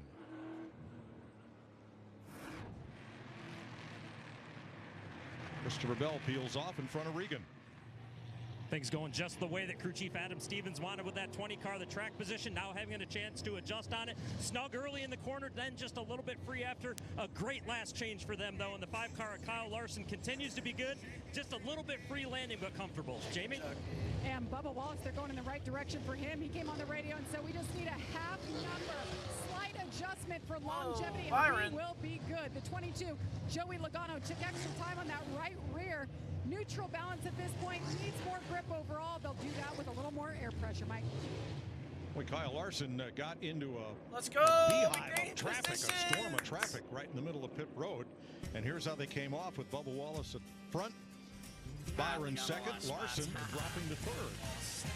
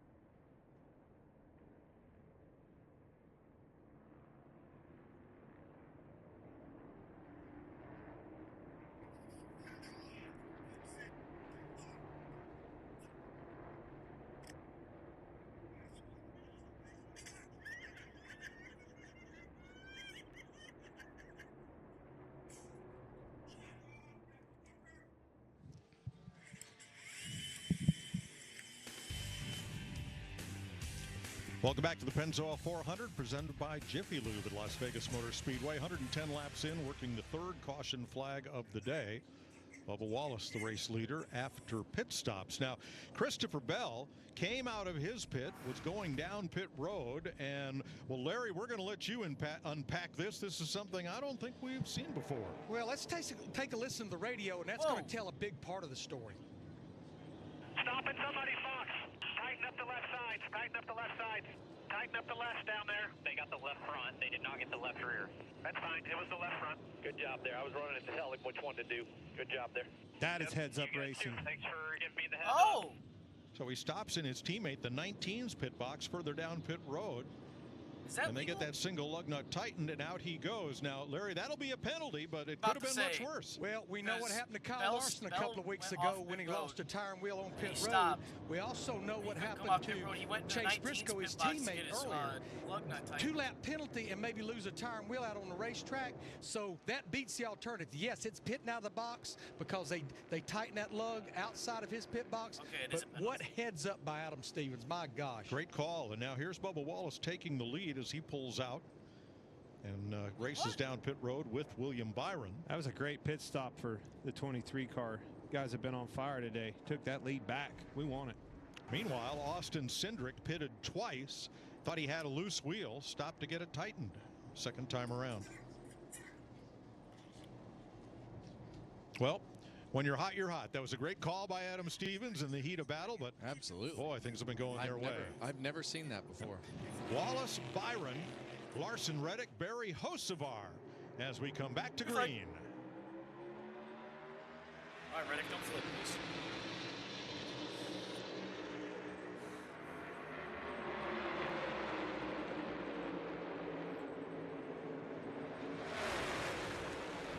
Larson definitely didn't have the pit stop that he was looking for. Lost lead. Oh, we got Kyle Busch. Kyle Busch in the wall. I'd say the tire off. No, Loose wheel. Look.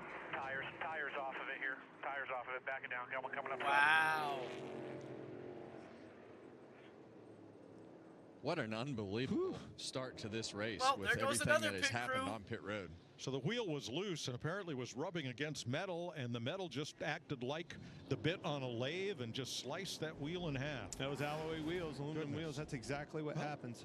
Yeah, and that wheel will start sliding around on that hub, and then, like you say, Mike, it cuts it in half, and this wheel just comes off the right rear tire of Kyle Busch's car. And this is the thing that they have to clean up in order to get to pit lane. But they're not the only ones. I mean, this has been a day that has just had a multitude of errors on pit road. Kyle Busch restarted 12th and brings out the caution, the fourth one of the day.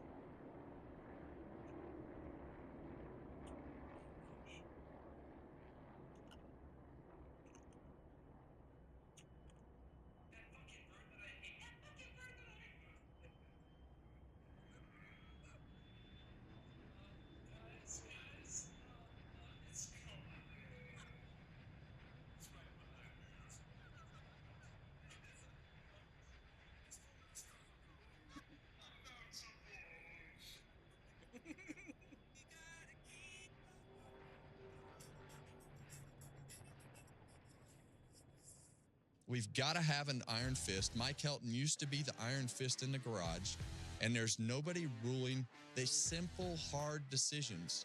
We can't wait until Wednesday to make a call, to do things and try to please everybody. You're not going to please everybody, but if you rule with what you think is right instantly, and we have to officiate the things correctly, but it has been as sloppy as I've ever seen the officiating. Right hook, left hook, road course, short track, intermediate, I don't give what it is. Like, it is as simple as that Joey Logano over the line before the start-finish line call. It's that simple. Well, if you want all the details and strong opinions, you want to tune in every Tuesday and Thursday to Kevin Harvick's Happy Hour, presented by Echo Park Automotive. I didn't seem very happy there, Mike. No, you didn't. Well, we had a lot to unpack there, didn't we? There was a lot to unpack, and I think passionate about what we do. And sure, we want it right. We want to get it right. We want to get to there. Yeah, and I think when we look at everything that's happening today, there'll probably be some pretty strong opinions about what's happening all over this racetrack. So it's been a very interesting start to this race with all the mistakes, just one after another on pit road, or loose wheels, or speeding on pit road. And that's where a lot of these races have been won and lost, because the margins have become so slim to gain an advantage that you're right on the edge of mistake all the time. All right, we are under caution. We've had pit stops, and we will update here in a minute. 116 laps complete in Las Vegas.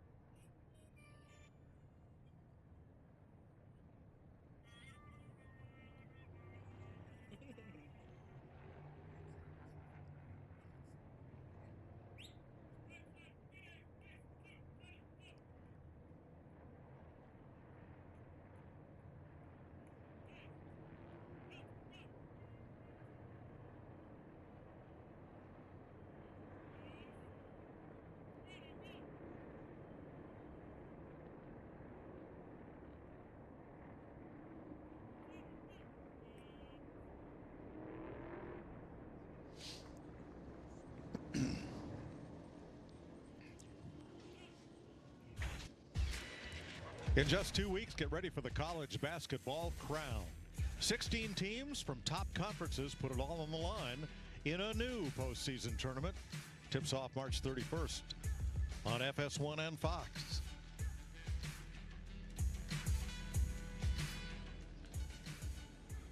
Look at that arm.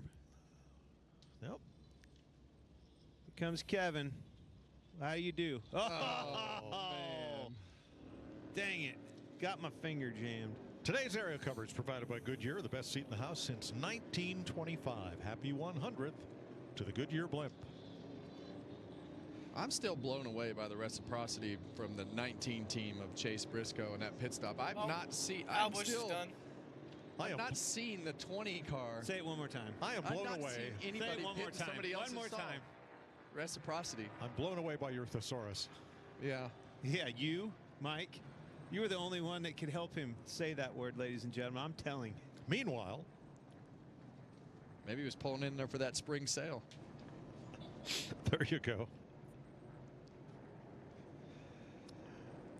William Byron, the only driver to lead every race this year, is out in front with his Hendrick Chevy teammate Kyle Larson alongside.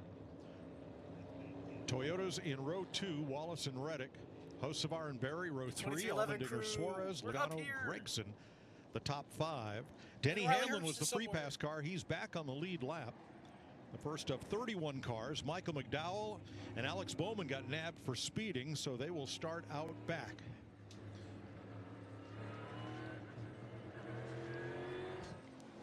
We'll be listening to William Byron's spotter, Brandon Lines, as we go back to green. All the way to you. All the way to you. 77 half off hip. Not connected right. Quarter off you. 5 holding you tight. Still square out the back. Still square. 5 number. Door. 23s. 1 back. 45 half off hip. 23 staying in line. Huge push to the 545. It's got more help from Reddick in the back. I'm talking about Larson on the outside, was able to beat him down the back straightaway. Big push from Reddick. Oh boy, round 2. In tow, following suit here. 3 wide for 7th. A little bit of contact with Blaney in the middle there. Barry on the outside, Allmendinger on the bottom. Side by side for 2nd, Byron and Reddick. Now you watch from Blaney. Well, you need to keep your eye on this Blaney car. That's because right. if he can get through this pack without having damage as he gets all the way up front, as you see the 99 car and the 77 all the way down on the apron, I think Suarez probably did not appreciate the 77 car trying to stuff it in there 3 wide and blocked him all the way down to the bottom.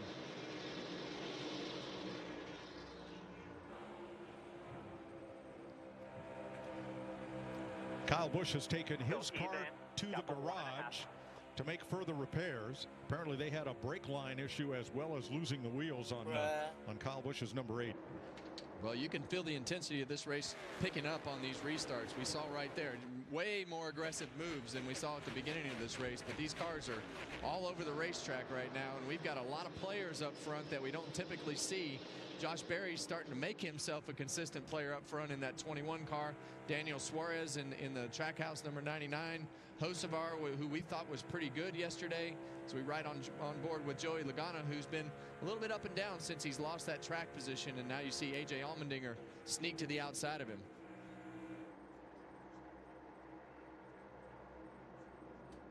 Now Christopher Bell had to restart tail end because of the penalty Larry talked about when they stopped in Briscoe's box to tighten that wheel. That is considered pitting outside of your box, and you restart tail end of the longest line. So Christopher Bell's got to do it all again, just like he did at the start of the race, come all the way from the back. I would say that little instance is probably going to get reviewed a little bit more next week as we've seen that happen. I don't even know how to describe that, but it's going to be an interesting topic of conversation. I like it, Kevin. I think that it's certainly, as Larry said, much better than losing that wheel and taking the big penalty. I agree with you. Sure. Jamie.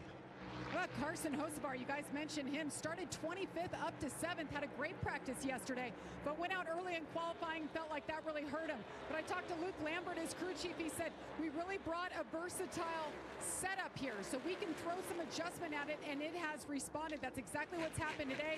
They were sure in practice to run in traffic as well in clean air. They knew exactly what they were getting. Keep your eye on that 77. Good run so far, 7th place. From the back, here they come. It's a great run by Hocevar and Josh Berry and A.J. Allmendinger. Very impressed with all 3 of those cars. Daniel Suarez, add his name to the list, running 5th. Well, here's a few that should be up at the front. Christopher Bell with that penalty. Michael McDowell, a speeding penalty. He was our pole sitter. And Alex Bowman, a speeding penalty on his stop. Denny Hamlin back on the lead lap. He got the free pass on that last caution. See what he can do.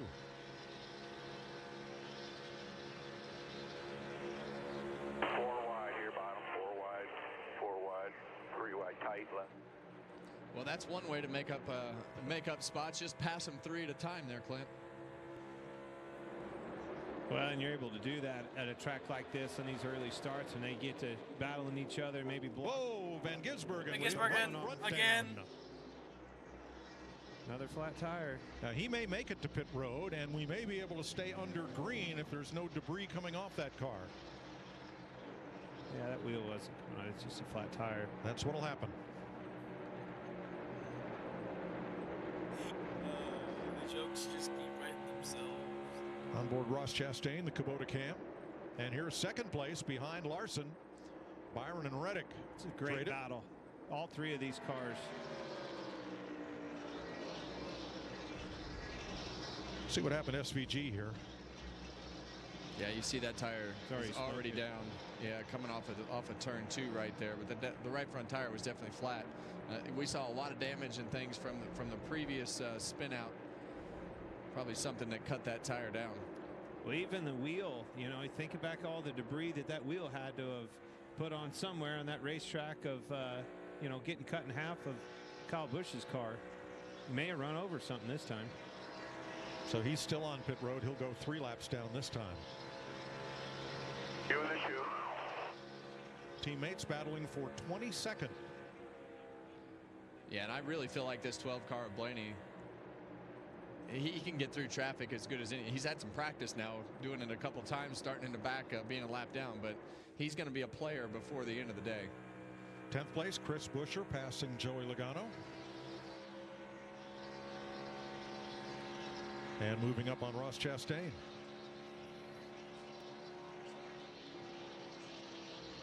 Reddick second. Big run for second. Reddick had a big run on the outside. This has been the cat and mouse game. He five. turns outside. Byron will pull up and arrow block him. There he goes. Had him second guessing again. Right back to the bottom. The speeds they run around this racetrack, it's an aero game. Stay in front of them. Keep that wake on their front bumper. Well, we questioned, or I questioned whether those the history and the stats of things would be the same, but our leaders show that they are definitely factual. But here's a guy who hadn't had a great day, Clint. Michael McDowell was our pole sitter, and he's been nowhere to be found since the start of this race. Dropped back a bit and then had a speeding penalty in the most recent caution flag that put him at the tail end on the restart. Kyle Larson has now led twice for 21 laps. He leads William Byron by half a second.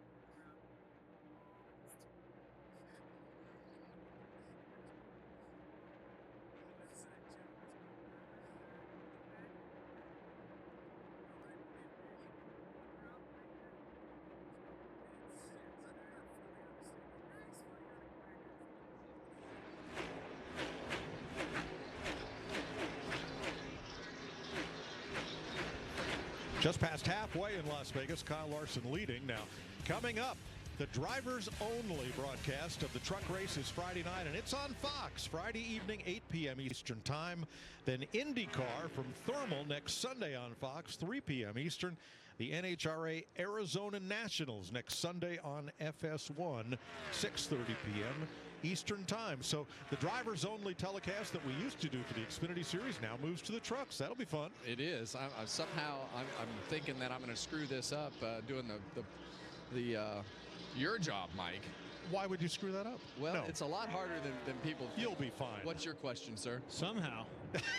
Buddy, you don't know what you signed up for. You're in bad trouble. I mean, listen to this guy. You just had a word that you had to have him explain to you how to say. I cannot. I'm tuning in. Folks, tune in. It's going to be worth it. Well, it's going to be fun. I'm going to have a live chat watching yours.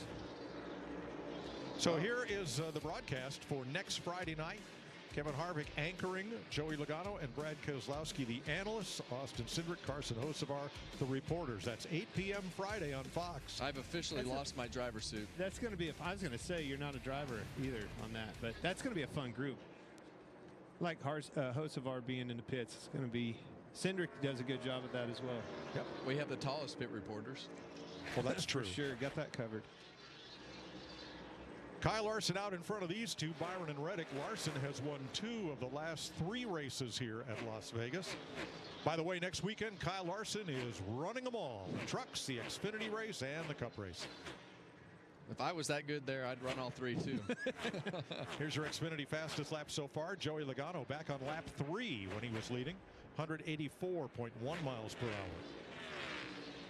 Here he comes again. Reddick has another run at Byron. Byron's going to move Come on. 45? That'd be another point for Joey Logano, and he has excelled in gaining mid-race points. He's led 207 laps coming in here, most among all drivers. But he's the first defending champion of the sport with a goose egg in the top 10 list over the first 4 races. He's 9th in points, but he has the second most stage points of any driver. Everything but the great finishes. They've run well. Oh, but here goes Finally, Byron Reddick, back. man, he has been working on this position, this pass for laps. It's taken him about 10 laps, and he finally got the job done, taking a position on William Byron. I promise you, he was finally, he said. Let's go back to 6th place, Josh Berry and Regan. Like Josh Berry again this week, continuing to have a very solid day. Crew Chief Miles Stanley said we need to build on what we did last week at Phoenix when they finished 4th. Exactly what they're doing right now. Been struggling for rear grip, but he's been doing a very nice job managing it throughout the course of the runs right now. Well, Larry Mack pit stops have been the story here, or rather the errors associated with them. Are we going to have another stop before the end of the stage? I think if we stay green, Mike, they will run this out. They pitted at lap 109. We didn't go back racing for that second time. 46 to go. Another thing they have to be aware of, fresh sticker tires are so important here. They only have 8 set for the entire race. They've already blown through 4 of them. If we get a break out of a lot of cautions in that final stage, you want to make sure you got sticker tires in your pits.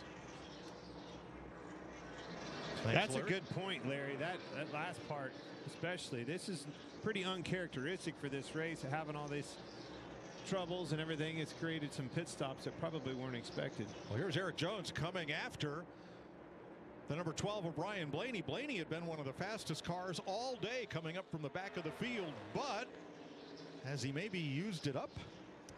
Well, I think that a lot of this is just about the positioning of your car, and when you don't make that pass or don't complete the pass or side draft or somebody air blocks you, it slows you down, backs your momentum up, you lose some time, but now you're going to see Ryan Blaney drive away. But I believe he's, like I said earlier, I believe he's definitely got one of the fastest cars, and he's going to put himself in position to contend in that top 5 before this is all said and done. He's not the only one, though. There's a lot of them having trouble this time more than the last. I mean, look back at Bell. He hasn't really went anywhere. Neither has Alex Bowman, that was up front running really well. Another driver who's mired back in the pack is Austin Cindric. Jamie? Yeah, Mike, he's led the most laps so far today, 47, and we have caution on the track right now. But Cindric, after that last caution, they came in. He thought he had a loose wheel, came in again. That's what got him mired back in the mid-pack. Todd Gilliland. There's Austin Cindric. We are under caution at lap 147. And here's a look. Ricky Stenhouse, Todd Gilliland. See Gilliland come up off the corner, loses the nose, runs out of real estate, bounces off the wall into the side of Stenhouse, back up into the wall. Hard contact. That exit of turn 4 is really, really tricky because the wall comes straight out at the wrong angle. You can see that wall coming back towards the arc of the corner, and you have to turn back away from it. A lot of times, you'll get to the very end of the corner and that nose will start to take off, and by the time you lift out of the gas and try to make something happen, the nose is headed in the wrong direction and you can't stop it. Now they were racing for 14th. That caution is a break for Ty Gibbs. He will get back on the lead lap with the free pass. Now Kyle Busch coming back out of the garage, but being held there for 2 laps for the loss of the wheel. Bro, then he'll be allowed to try to get back up to minimum speed and continue in the race. So Gibbs gets back on the lead lap. That'll leave Cody Ware 2 laps down, Chase Briscoe 3 laps down, Van Gisbergen 8 laps down, and however many Kyle Busch has lost in the garage, which we won't know until he comes back on track.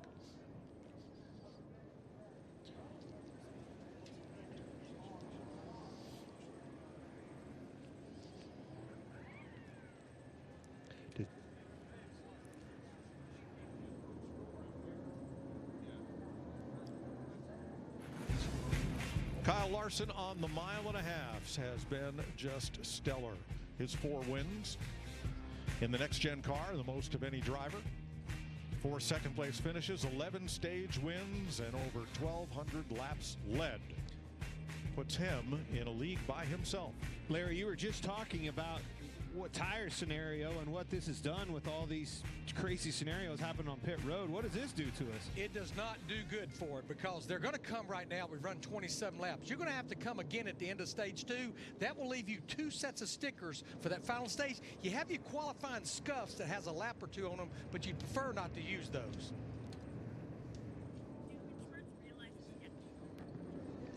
Fifth caution flag of the day.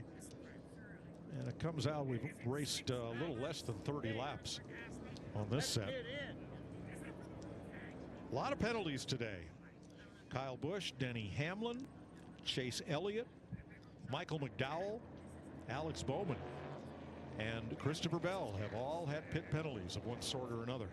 Yeah, and some of them penalize themselves just by, correcting a problem on pit road. So we'll see the same thing right here. I'm concerned about Larson because he has to pull out around that 41, and the other guys seem to have a cleaner shot off of pit road. So let's see what happens right here. 12 lead changes among 9 drivers here as we're just past the halfway point, and everybody on the lead lap heads for pit road. Regan. 24 car, William Byron running in second place right now. Car is good in clean air. He likes it when he gets up front, but still needs a little more front response out of what his front tires are doing. And the 5 car, Kyle Larson, still is really good. All right, Reddick. Cliff Daniels asked him, need anything for a short run? He said, nope, just keep it as that's it is. double Kyle Larson. And the 45 at Tyler Reddick, pretty good, tightened up, and then it got loose. Now he wants an adjustment just to tighten him up, but he's happy with it. The 23 of Bubba Wallace said he just needs a little help on fire off, but otherwise they're good. Those 2311 cars are putting in the work today, looking good. A couple of cars out quick from pit lane with just 2 tires for Chastain, Jones, and Hamlin. That will put them up front when we go back to green. They're having a big time here in Vegas.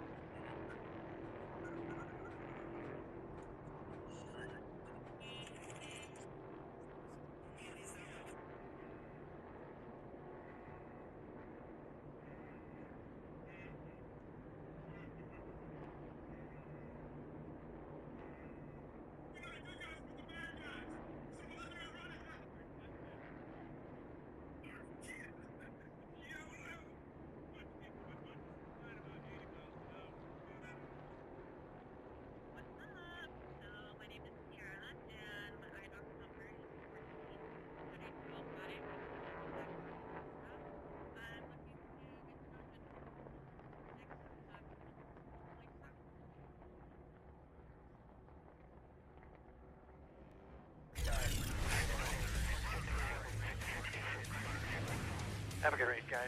Thanks for fixing the thing yesterday. He's supposed to be at the back. Did the best they can to get up there for you.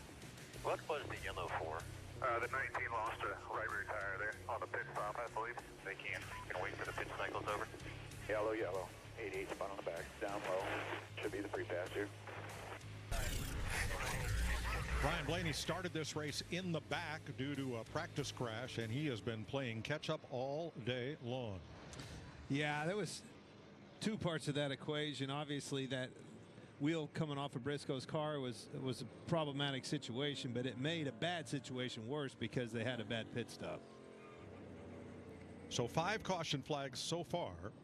Still 116 laps to go. Race leader Ross Chastain takes the inside for the restart opposite Eric Jones. Denny Hamlin up to third with Kyle Larson.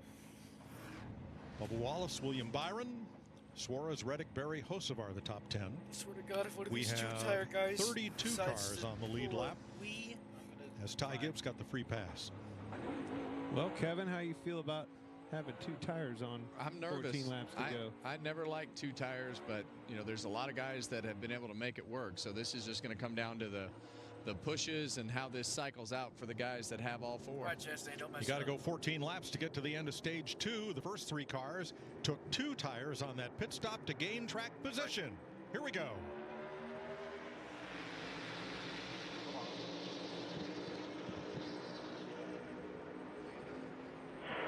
Still fade middle. Still inside. 24, still your help. Still inside 11. Still there. Still there. Your help's half off of you. Goodbye, All clear, Denny. all clear. Larson spotter, Tyler Munn. Whoa! Larson thought about crossing over, going to the bottom. Had to check up out of the gas. William Byron is there and coming to the front. Pennzoil's Larson. Here comes Larson. Middle, middle, middle, middle, middle. Still mid. Still. Careful. Whew. Yeah, and this is that same position with where Larson's at that you have to be really careful with, like SVG was earlier. Who does Bubba decide to go with? It's Jones. It's going to get to position. Watch them get tight and have to lift out of the gas behind him. Yeah, and you can see the back of that 5 car just moving around. Kyle Larson knows that he's in a vulnerable spot. Now he's got a car in front of him and Eric Jones that just makes it worse. He also knows that teammate of his is in the same equipment he's in. That's going to be a hard one to pass. Car bottomed out on him right there. Yeah, and for Ross Chastain and Eric Jones, who are leading this race, you want to see this stay 3 wide as long as you can to keep these guys from being able to utilize those fresh tires. That was huge for Bubba Wallace to choose Eric Jones to push him out on those 2 tires, being able to get out there in that clean air and hold on to this with 11 to go. Here comes Hocevar into that mix. And boy, they're still 3 wide further back.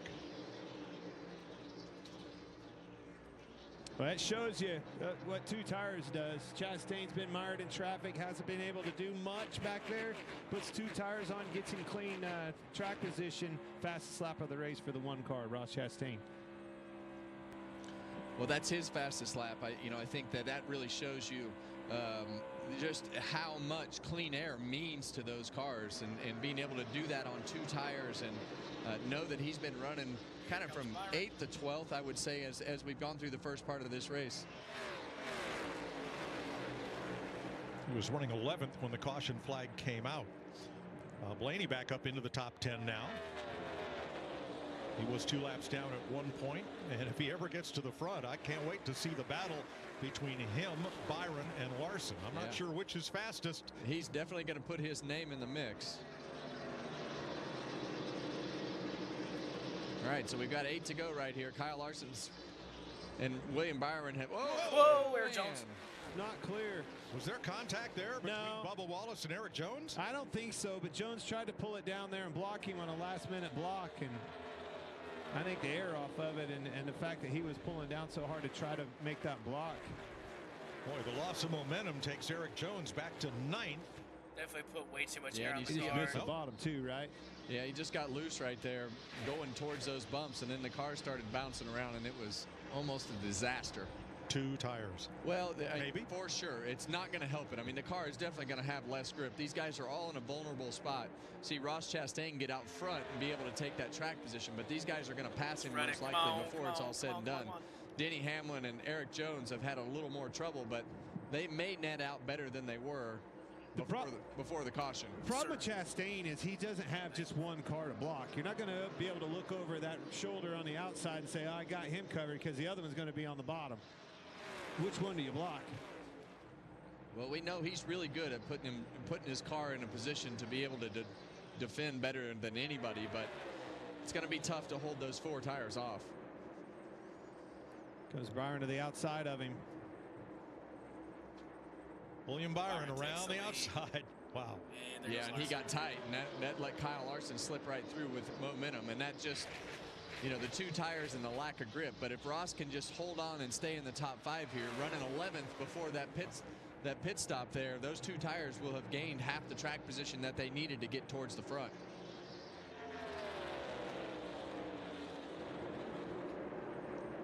Chevy's 1, 2, 3. They have 4 of the top 5, but for Bubba Wallace in 4th. Ryan Blaney is now the leading Ford in the race in 7th.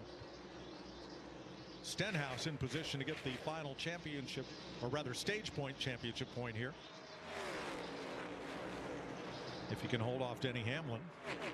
Well, and that's a great shout out, Mike. I think when you talk about Ricky Stenhouse, we've seen him have some good runs, and to score those stage points, that's what you have to do. We've seen Logano survive off of stage points, has no finishes, but Ricky Stenhouse and his team have done a good job of putting themselves in position to have some decent finishes as they have gone through the start of this year.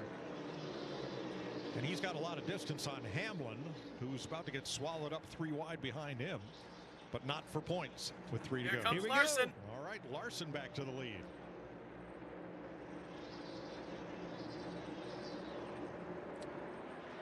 It'll be the 3rd time today that Larson's been out front. You say that, Mike, and I like where you went with that. He's the fastest car out front, but he can't seem to make it work in the pit area. If that car's how you beat that 5 car today, is to do it on pit road.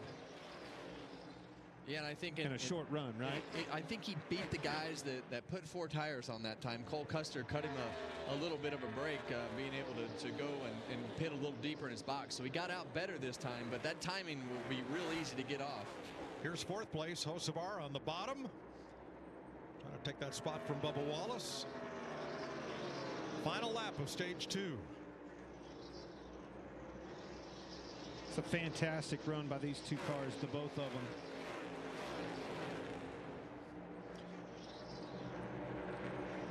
Blaney getting into that finally in the realm of this conversation. He's going to be there by the time it's all said and done. There he is. Well, for the first time in 2025, we have a repeat stage winner. Kyle Larson has just scored his 2nd stage win of the season. After 9 different stage winners in the first 4.5 races, Larson breaks through for number 2.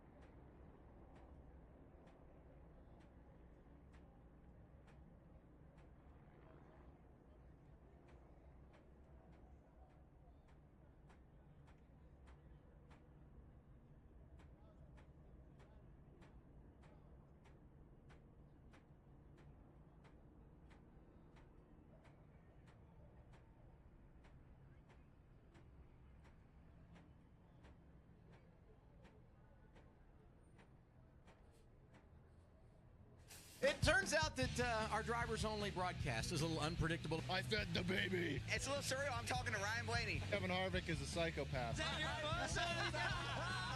Ricky, what are we going to do? I wonder what those guys in the studio are doing. Eating ice cream. Hey, you guys don't have any Fox staff bringing you ice cream up there? I'm extremely embarrassed to wear this hat. That was a horrible experience. So, did anyone learn anything from this? Nope. I'm relieved that this is over. I've never been more nervous in my whole life. Drivers only. Friday night on Fox, 8 p.m. Eastern Time, with the Craftsman Truck Series, led by Kevin Harvick. That's scary. Just to hear those words. That's a fun experience. It is. Everybody, I remember my first one, Kevin. I know you do. Fun environment, doing something different, taking a driver completely out of his comfort factor. It's a really good team if you good want. place to be. If you want to It's kind of race where I there. like to be. I know Especially you the like to be 19 truck. comfortable, but That I is don't a like good those. truck. So there is our staff for the drivers only telecast next Friday night on Fox. Joey and Brad will join Kevin in the booth. Austin and Carson will be on pit road. Now, I can't think. last week we had some harsh comments from look at NASCAR, my AI one of series, their I can single tell you. source suppliers, with the spate of problems with power steering, a single source part. But Larry Mack did some investigating and found out the problem, well, may not be with the supplier. CR7 or Motorsports, quality that's the control. Grant Enfinger There is team. a lot more to the story. The rack and pinion and the power steering is built by a company called Woodward. And it's one of the single source parts that teams can do work within. You have to buy the components, whether it's the torsion bar, the piston size, the ratio. You have to buy those parts from Woodward, but they are working internally because, Mike, the ultimate goal is to make sure your driver has good power steering assist, but not robbing horsepower, because that power steering assist, it definitely takes horsepower away from the engine. So they're trying to walk that balance between making the power steering right, but not robbing horsepower. So, Larry, the teams can modify those parts? They can't modify them, but they're still working within there with different parts and pieces. So, yeah, they're not define modified, Mike. I'm going to look at that gray area between the lines of the rule book and see if we can find Now, that. NASCAR is working hard on this to try to make sure not more Sorry, my is being brother. done than what's Sorry, my supposed brother to. came Thanks, in. Larry. Appreciate it. So yeah, CR7. Nice Motorsports. That's the team that Ross sometimes part-times with. They have a couple good trucks. Rackley WAR. That's the team with Dawson Sutton. Ream Brothers Racing. That's a team that William Byron continuing to have a solid day up here in the second. Kyle Busch Motorsports doesn't run anymore. They dropped out a couple years ago. Spire Motorsports.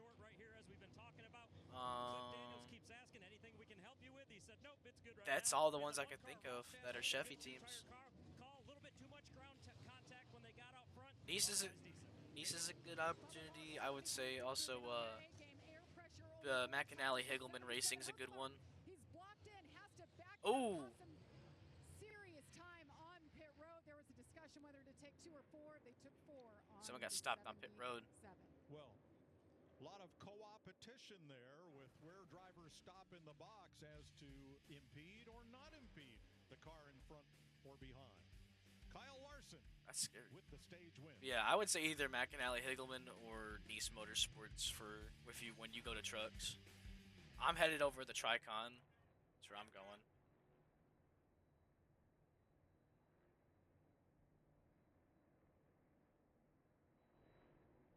So me and DJ are gonna have to be teammates probably, unless he goes forward after he leaves Joe Gibbs in ARCA. Which is not, I mean, the only good Ford team in trucks is probably Thor Sport. That's it.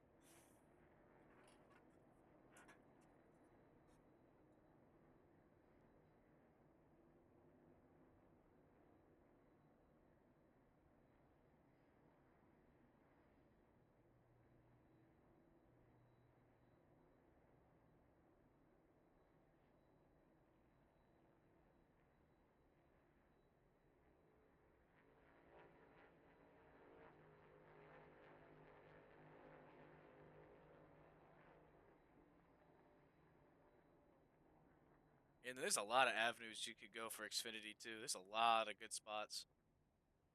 Which I probably, knowing you three, you might all be going to Junior Motorsports. You, Dawson, and Griffin are probably all going to go to Junior Motorsports. You could go to Colleague. Colleague's a great Xfinity team. When you guys go to Xfinity. I'm saying, like, when you guys go to Xfinity, I said you, Dawson, and Griffin are probably all going to go to Junior Motorsports. I'll be either at Sam Hunt Racing or Joe Gibbs, because that's the only two Xfinity Toyota teams I can think of. DJ, I think, still headed to Ford, so then he'll either go race for Haas Factory Team or Ryan Sieg Racing.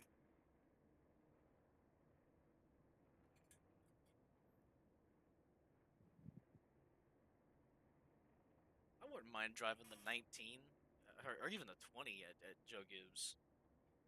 I could drive the 26 at Sam Hunt.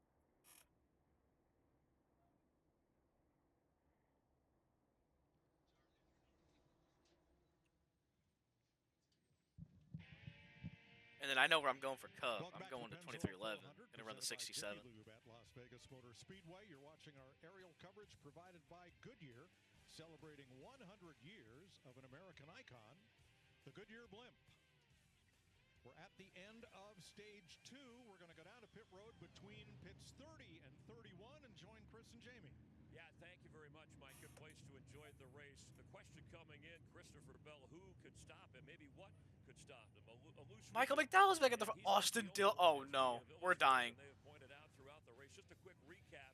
People like Chase Briscoe, and this is how it's gone. A tire, wheels have been bouncing around. Even Ryan Blaney had to stop for a tire that cost him. And then Christopher Bell, who got as high as second after starting beyond 30th, had to work into another pit to change a tire, and that knocked him back a little bit. He has never led in this race. Kyle Busch also losing a wheel. I mean, it's just been a day of penalties, Chris. You see right here, Kyle Busch loses that wheel. Didn't end his day, but they had to go back and work on that car multiple laps down now. The Stage 2 winner, Kyle Larson, worth mentioning that every time Larson has won Stage 2 here in Vegas, he has gone on to win the race 3 previous times. What else are you noticing about the pit problems or pit penalties so far? Yeah, I mean, 11 penalties so far today, 7 of those being pit road speeding penalties. Only had 4 speeding penalties last year, so everybody's pushing it to the limit, Chris. All right, and the Hendrick cars, obviously they've had success here. Austin Cindric, who won Stage 1, he's led the most laps, but he also had a loose wheel. Yeah, and I like his teammate Ryan Blaney. I know that he's had an up and down day, had the tire issue early on, but he worked his way back up to 6th at the end of that stage. I think he's going to be a threat for those Hendrick cars before the race is over today. All right, Mike, 11 different leaders so far. 16 is the record at this track, so we may hit that before this is all over. Back to you. Thanks, Chris. Boy, pit road problems today, and we've just had a couple more. There are the drivers that have been affected. Let's add to the list Ty Gibbs speeding on this pit stop. Ty Dillon removing equipment from his pit on this stop. And Kyle Busch, 34 laps down, too fast entering pit road. Stop it, he's already dead. Why y'all keep bullying my man? Now, up front, Michael McDowell and Austin Dillon did not pit. I'm scared. At the end of the I'm stage, scared. so they I'm will scared. restart on the front row. Hunter, I'm scared. They were last on pit road 20 laps ago, so Hunter, they look moved who's from up 31st front. and 32nd all the way to the front of the I'm field. scared. Daniel Suarez McDowell took and just 2 Austin tires Dillon. on his stop, and he will restart third. I like it. It's time to gamble. I'm scared. You got to give luck a chance to operate and do something And different. we're You're 11th. mired back Oh, here all no. day long. 31st, 32nd place. Hocevar, or excuse me, McDowell obviously started 94 on the pole, but laps Austin to Dillon, go. Let's do something. Let's In do this something. kind of When they take the green race. right here, Clint, I hear you. I want you to tell me how happy you are about taking that chance, because there's still 31st place cars that are trying to lead the field down into the corner. Well, we're going to need a caution pretty quick. Now, we Just mentioned, don't be the caution. we mentioned Hocevar, who got blocked in, leaving his pit. He will restart 23rd of the 32 cars that are on the lead lap. Josh Berry came in a last second stage. time to retighten the right front. and we 94 are laps back to go. Green. Let's see how long McDowell can stay out front. Maybe a corner, maybe 2. 3. Here comes Larson. Here comes Chastain. Well, Austin's in trouble already. Yeah, as soon as you don't have track position, no tires is just going to put you in a position where you're just in the way. And Michael McDowell's going to have Get that out of the track way, position for a Austin minute, Dillon. and then he's going to be in Move. the same boat. And around his outside comes Oh, Kyle come Larson on. back to the lead.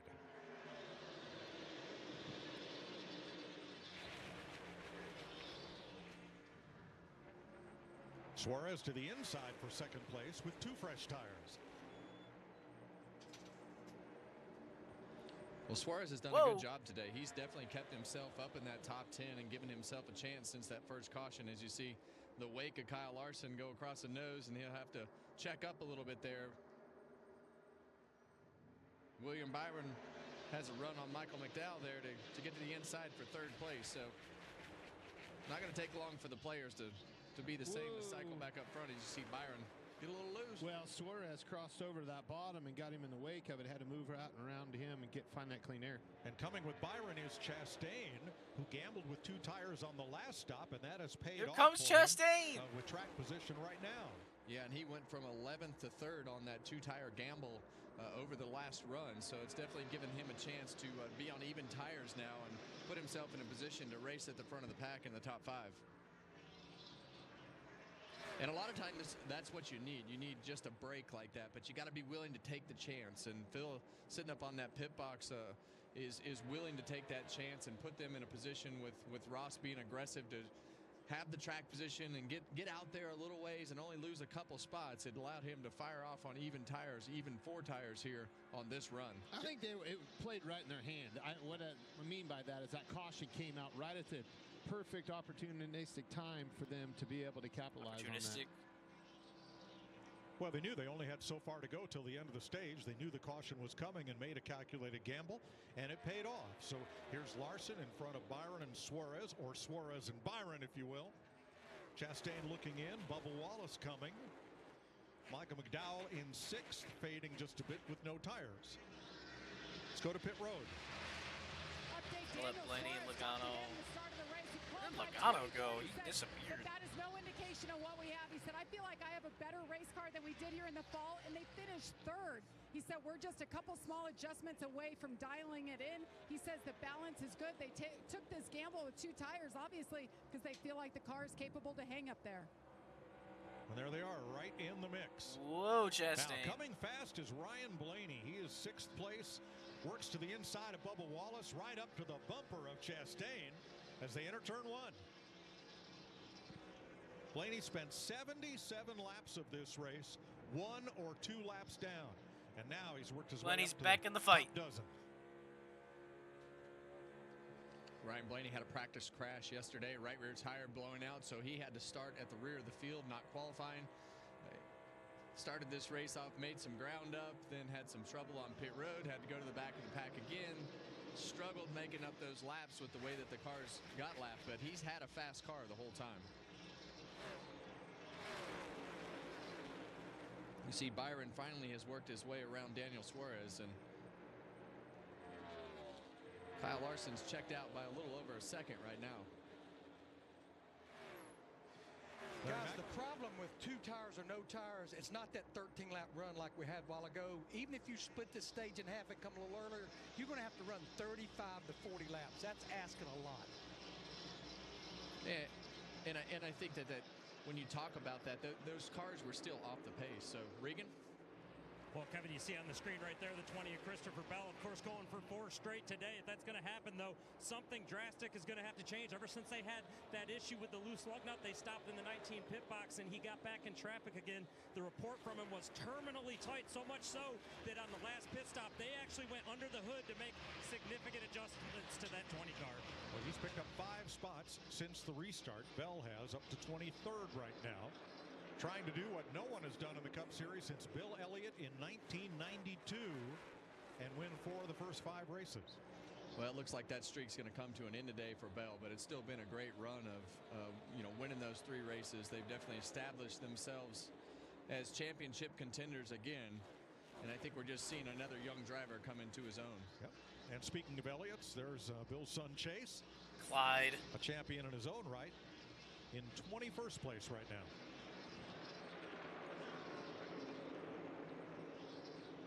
Christopher Bell trying to chase him down. Inside of Eric Jones there. And back up here at 4th place, Ross Chastain has Bubba Wallace, and now Ryan Blaney after him. Going 23-45, too bad for the run off the top.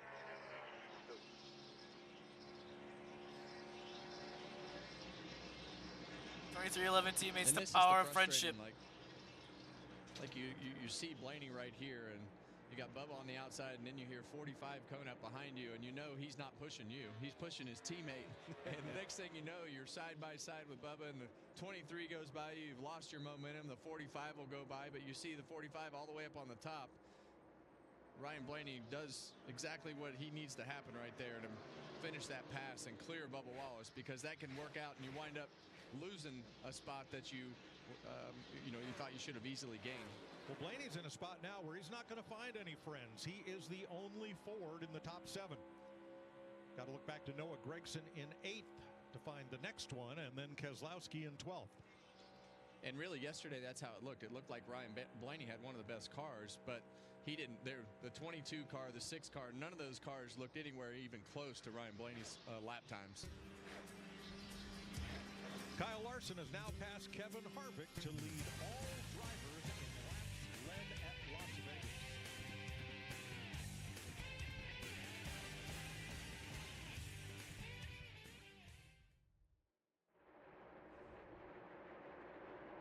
It's a trackhouse stool.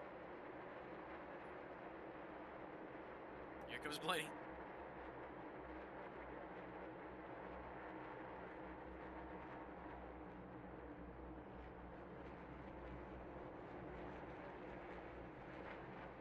Caution's out. Oh, Cody Ware's dead.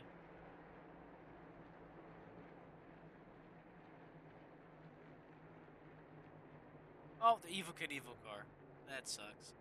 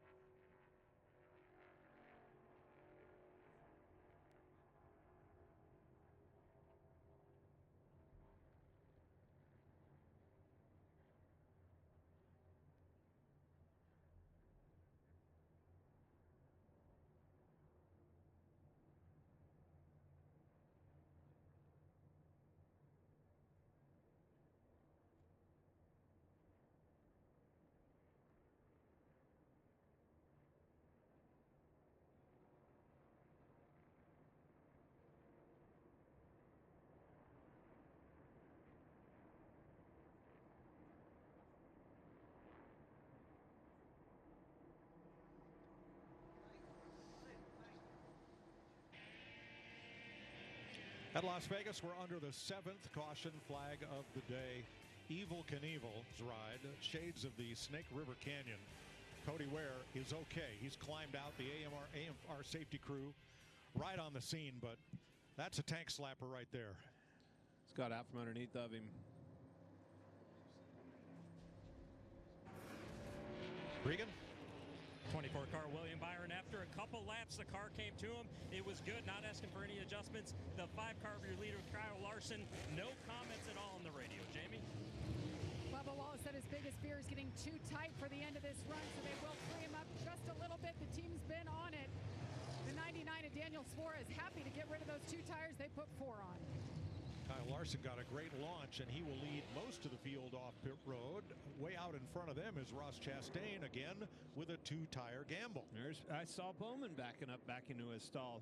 Speaking of backing into his stall, Ty Gibbs. He is Running backwards in his spots. stall. Hocevar was pulling out of his box. 17 spot. Turned him in. 2 times. Oh, That's a legal stop, right, Larry?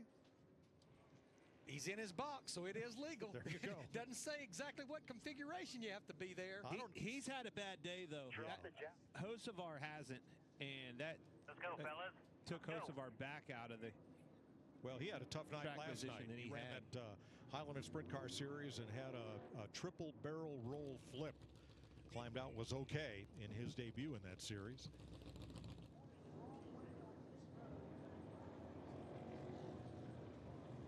As we clean up from Cody Ware up in turns 3 and 4. There's some Hocevar radio. You might as well just take 4.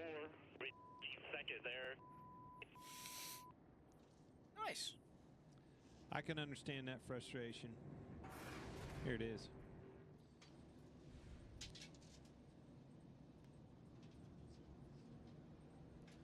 Ooh, he's trying to leave, but Gibbs is already nosed into that pit box. Yeah, so there's tough. There's two ways that can work. The 54 waiting for the 77, and a lot of times, this is why we're under caution here with Cody Ware, but a lot of times the crew chiefs or the teams will communicate back and forth when they're pitted next to each other like that, and they'll say, hey, we're going to do 2, and a lot of times they'll tell the car that's coming into the pit stall that we need to wait, we're just going to do 2 tires, or the guy that's only putting on 2 tires has to know and should be looking in his mirror to know that car is coming around, and you got to wait. You can't just gas it up and drive into the side. How about this camera work? Yeah, when this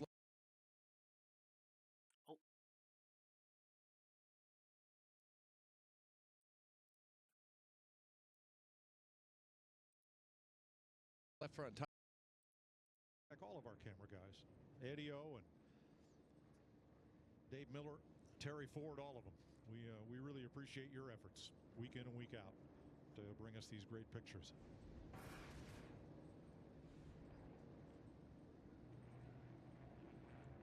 You think the mailman's got it tough through rain, through sleet, through dark of night? Nothing shall stay these cameramen from their appointed rounds.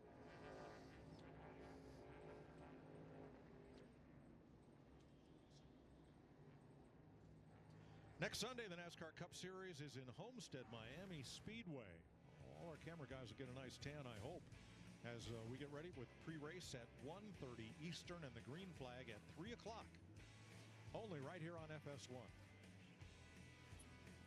Always one of the best races of the year. Such a unique, styled mile-and-a-half racetrack.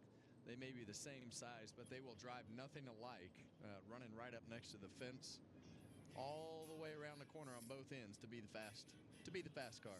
There's our crew, hard at work. Well, except for Drano. I wouldn't call that work. Looks more like fun to me.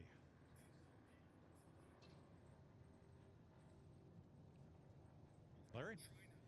Yeah, Mike, this sets up an interesting situation. If you see smoke coming out of our booth, it's not artificial. I promise you there's a lot going on in here right now. Because as I mentioned earlier, with that stop right there, even with these guys changing just rights, that still kills a set of tires. So right now, for the most part, everybody has 2 sets of stickers, and they have their qualifying scuffs. Now, we're going to go back racing with probably somewhere 72, 73 laps to go. That's outside the fuel window, but let me remind everybody, Joey Logano ran 72 laps in September to win that race, making one less stop than everybody else. Got a lot of cars on the lead lap. You may see some at the very back come in and at least top off to see where we go from there. 32 of our 36 starters, Larry, are still on the lead lap, and that'll include Todd Gilliland, who gets the free pass. He earlier, on the last caution, he came in before pit road was officially opened. They were there for a couple of laps making repairs, but now Gilliland will be the 32nd and final car on the lead lap. We've got Chase Briscoe down 1, Van Gisbergen 8 laps back, Kyle Busch 34, and they've just hauled Cody Ware's car to the garage. A couple of late stops to top off. This will be Gilliland again and Alex Bowman.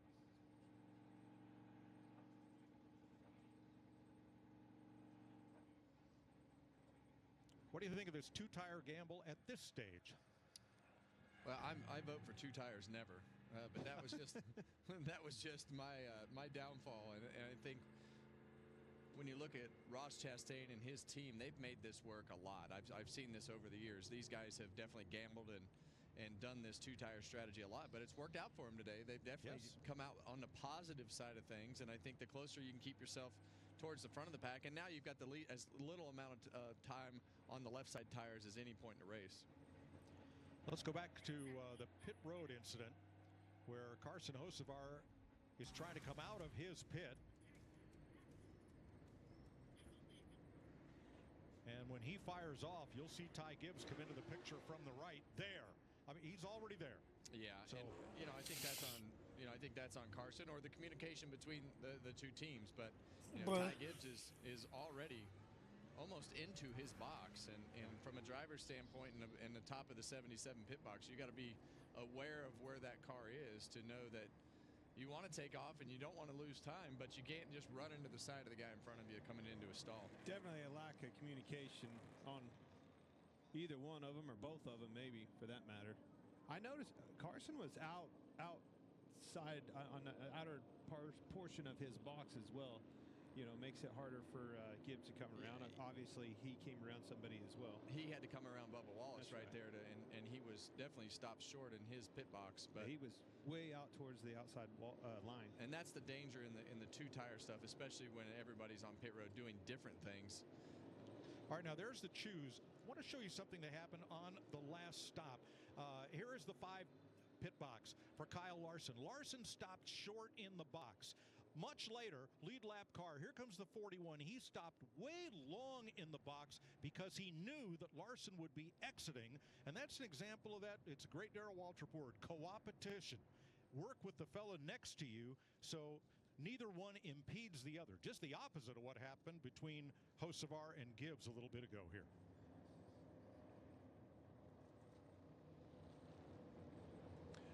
Another one that took 2 tires is Austin Cindric. You see him in the second row inside. They've been all over the board in this race as well. Was up front, had a really fast car early. Had some trouble through all the chaos that we've had with the cautions and the pit road mess. Took all 2 tires here with a gamble to get that track position back. Let's see how it holds up. So that Toyota GR Supra pace car hits pit road. All Chevys in the front 6 except for Austin Cindric's white Ford into the Echo Park Automotive restart zone, and we are back to green.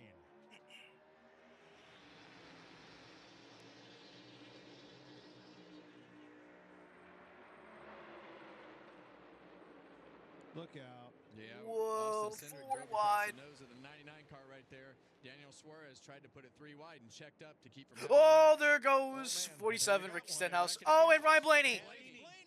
And Eric Jones. Oh! Wow, threaded the needle there, Haley. That was close. Well, there goes one of my fantasy cars. See there. Oh, Blaney's pissed.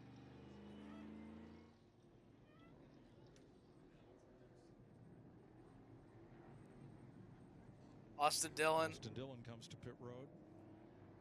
And he may have had Blaney's some damage done. there, as well as Stenhouse, Blaney, and Jones.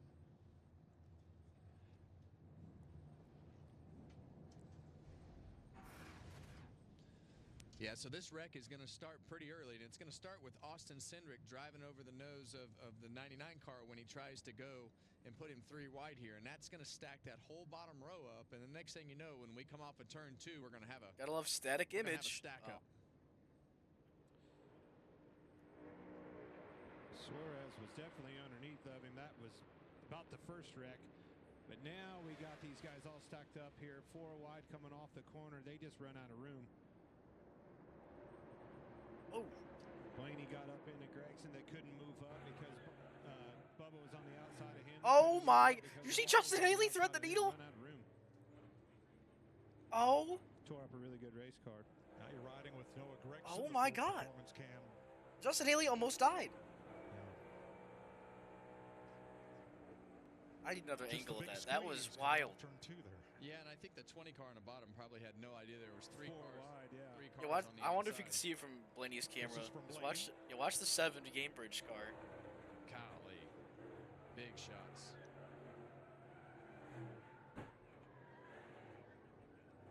Oh, I think that Ryan was John Blaney's Hunter had a actually. frustrating Never day. mind. He knows he has a really fast race Somebody car. threaded It that seems needle. Like That was everything crazy. That can go wrong just keeps going wrong to keep him from getting all the way to the front. To your point, though, you could see the 20 car was in the middle of the racetrack. He didn't know that he was 4 wide on the bottom. Now Stenhouse had already spun down off the bottom of the racetrack when the biggest part of the crash happened there. Mind you, he's still wrecking right Yes, here. he's going to get hit one more time right there. With Jones, second impact with Jones there. Yeah, that first impact was big. You saw his head shoot forward. I mean, we've seen We've seen so many big shots for Ryan Blaney over the last couple of years, and that's another one. How about the last couple of days? Yeah. That one yesterday in practice. So here's Stenhouse, bottom left, and they get stacked up, and Allmendinger turns him inadvertently. He did a good job of keeping that thing out of the wall. Probably saved him from getting in the next wreck. The next wreck, yeah. 2 separate wrecks. Yeah, the next was going to be right in his lap as well. I think that's right along with Eric Jones. Another promising weekend, fast race car, nothing to show for it.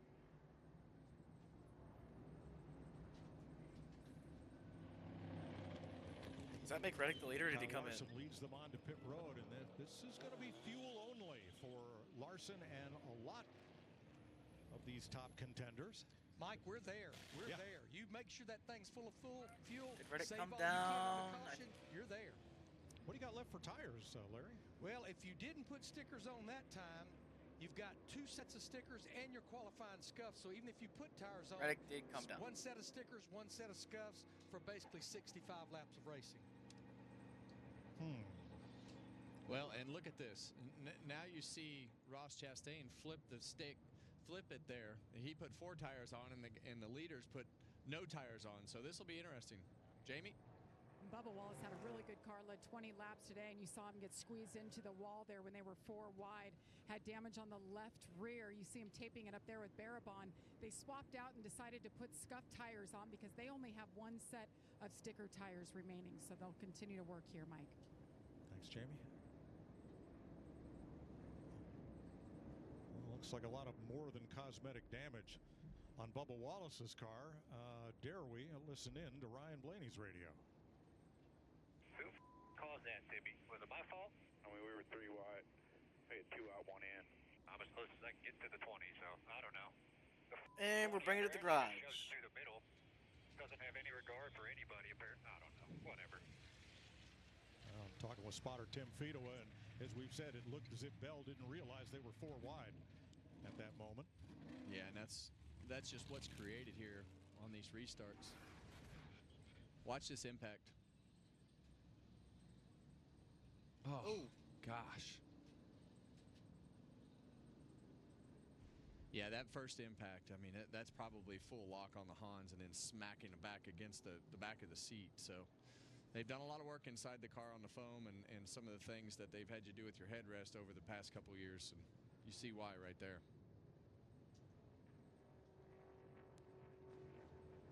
Six cars involved. Yeah, there was a lot of cars that just barely got through there. It could have been way worse. Now let's watch and listen. Yeah, watch the 7 here, Hunter.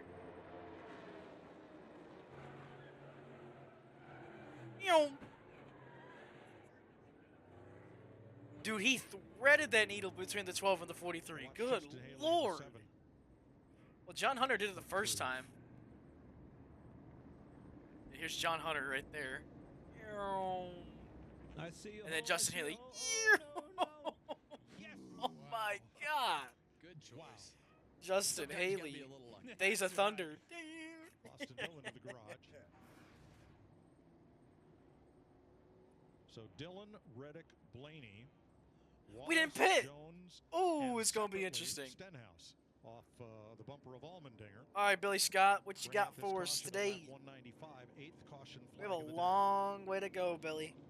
Chase Briscoe gets the free pass. Oh, Riley Herbst's too fast. And, Oh. Riley Herbst is speeding. Welcome home, Riley.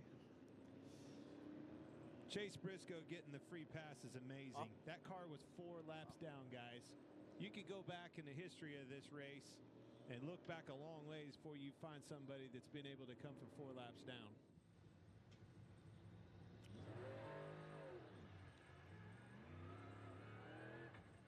Briscoe's getting his laps back. Left side tires on this stop. Briscoe might be able to get a good finish. That was Herbst's second speeding penalty of the day. Oh. Well, not as many contenders as before. Gentlemen, there is a new car at the front. Ian Elliott will start at the back along with Stenhouse. Well, we see our players in the back. You got Larson deep in the field, Byron deep in the field, and we saw what being in the middle of that pack does for you. It puts you in an opportunity to get your car tore up. Haven't seen Ryan Preece today, but here he is. Hi, Ryan Preece in sixth. Along with his Ford stablemates, Gregson in third and Barry in seventh. Four Chevys in the top 10. Suarez, McDowell, Allmendinger, Hocevar. And 3 Toyotas, Reddick, Hamlin, and Nemechek. All right, gents. Your flag. Back to green. Kyle Larson, who's led the most laps today, restarts 18th back there with Bell, and Byron, and Cindric.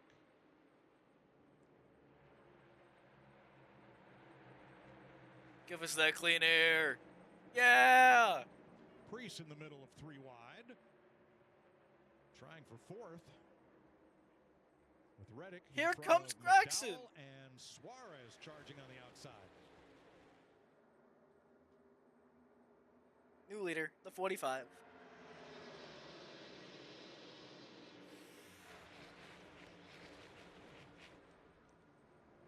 Pole sitter Michael McDowell overcame a speeding penalty back at lap 114.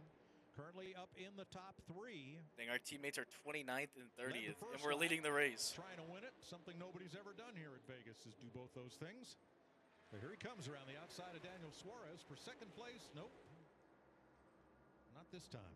Well, it's been a wild day to see the different cycles of players up in the front of the pack. Right now we see Tyler Reddick leading the field. Michael McDowell back at the front of the field. How about Josh Berry in a 21 car? We were just talking about him having, trouble and being in the back, losing his track position. Now all of a sudden with this caution that came out, he's back in the top 5. Berry looking to give the Wood brothers back-to-back top 10s for the first time in 4 seasons. Yeah, as you're right on board. We could with, thank that with mediocrity right here. from Harrison Burton. In the 5th position, he's been up and down today. Had a fast car in practice yesterday, and putting himself back up in the front of the pack at the end of this race. You hear him get out of the gas at the wall. He got tight and ran out of real estate. Stacked them up behind him. Not sure we expected a ton of lead changes today, but we're 1 shy of the record. Wow. Car to wall turn 2 settles off down to the track apron, and I'm not sure we'll make it around. It is Van Gisbergen. Oh my God. He's had tire troubles, and as slow as he's going. Oh yeah, by the way, Hunter, Briscoe's on the lead lap at 19th. We've had that many cautions. He's gotten his laps back. Stay green. Yeah, as many. Well, Shane's in the garage. They have cut down on that car. They've obviously got something that keeps rubbing against the tire, but Shane's going to the garage. Oh! Byron way around the outside. 4-0. Way around, passes 4 at once, including Bell and Larson. Well, this is those guys that had to. They're having to use their tires up to get back up to the front, though. Excuse me. Byron oh, Briscoe. 4 wide. Briscoe bumping into Keselowski Briscoe. briefly. That battle to the clean air, right? What a move from Briscoe. Teammates is big, and Byron getting back around Larson is huge. This might be the best comeback day I've seen from Briscoe if he runs good.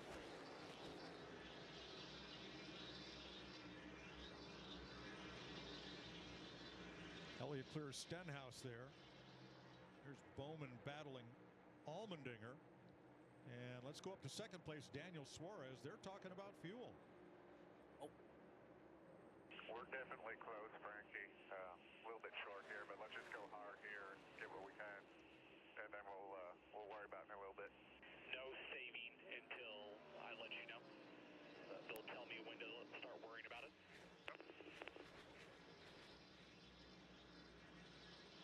And Suarez in second place. Carson Hocevar has come to pit road. Going to be a lengthy stop. Looks like they're going to change 4 and send him back out, but I believe Hocevar may fall off the lead lap here. Tyler Reddick out in front of Daniel Suarez, Michael McDowell, Ryan Preece, and Denny Hamlin. We'll take you box side by side with 60 laps to go.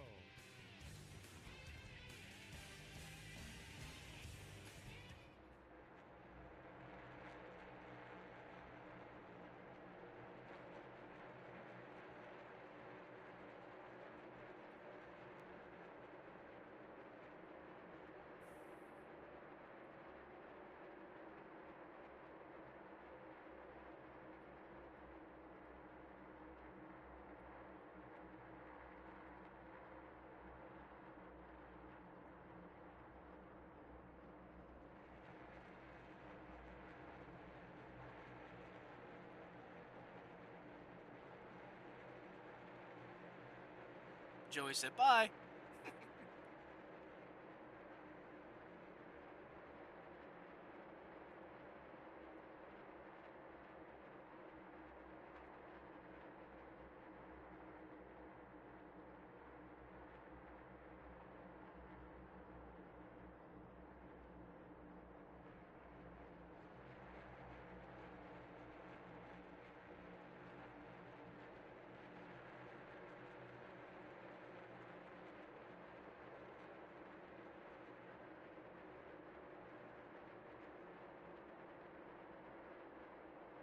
Gentlemen, fastest lap of the race, Tyler Reddick.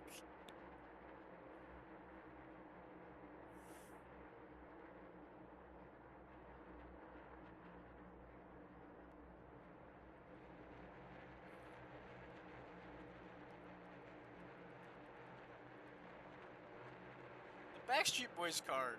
It's back. All right. Back. All right. Hocevar's 2 laps down. What happened?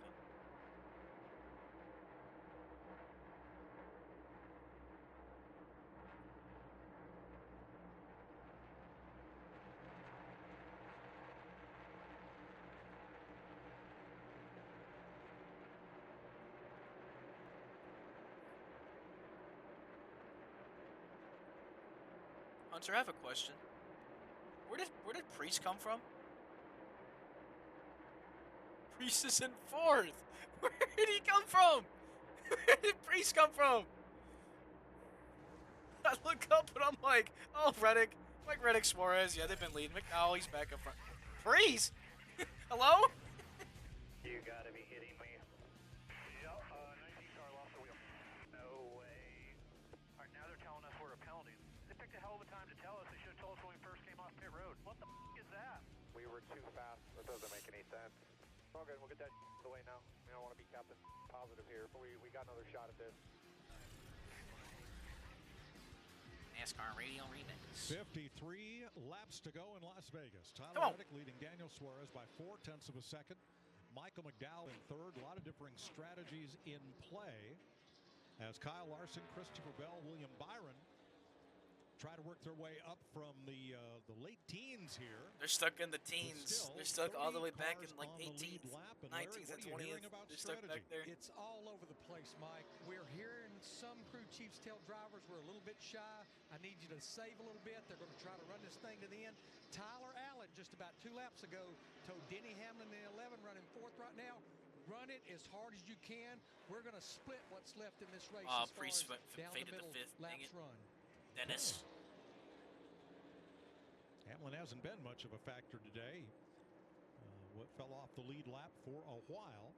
Got a free pass back at lap 114. Yeah, I mean, at one point, Suarez is reeling us in. He was the last car in the pack and couldn't go anywhere. And they got themselves in some strategy, got themselves a little bit of clean air, and have kept it up in the front to be in position to capitalize on some sort of finish from today. So we'll have to see how all this cycles out, but they have at least made what looked pretty dismal to be a lot better than what it could have been. Here's 12th place.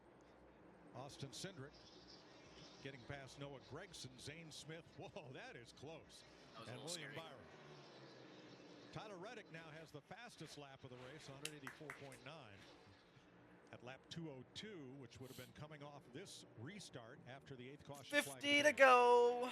Well, we thought Tyler would be. We don't know anything. We've made that very clear. But we thought Tyler Reddick would be a contender today based on his past history because of the way that he's run here. But he's put himself up in the front of the field and just not sure about where the strategy is going to play out. That's exactly right. The strategy is going to be the name of the game here. It's going to come down to strategy. Who plays their cards right? Hey, by the way, we're in Vegas, but I think somebody's going to gamble. That somebody won the race. Logano won the race last year, put himself into a championship situation. And of all the guys that gamble, all the guys that have pitted, I mean, the one car of Ross Chastain is really the first of those cars that came in and got themselves at the back based upon that strategy to put fuel in their car. So William Byron is trying to chase this guy down in Ross Chastain. So we'll see. Like you say, Clint, there's a number of different ways that this can work out.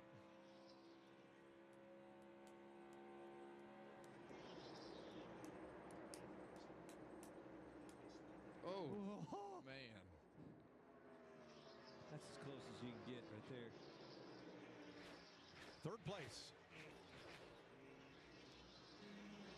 Michael McDowell hanging tough there against Denny Hamlin.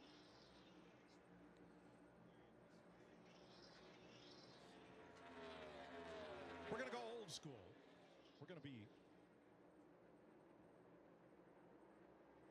We'll be in downtown Las Vegas instead of on the Strip when we come back from this double box break and have a little fun here with NASCAR on Fox on Sunday. 46 laps to go in Las Vegas. Tyler Reddick leading as we take you Fox side by side.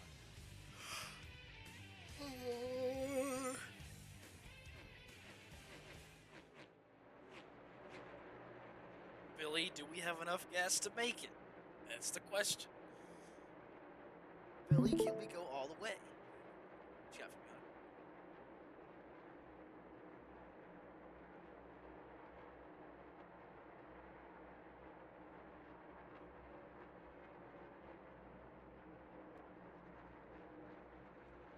Nice.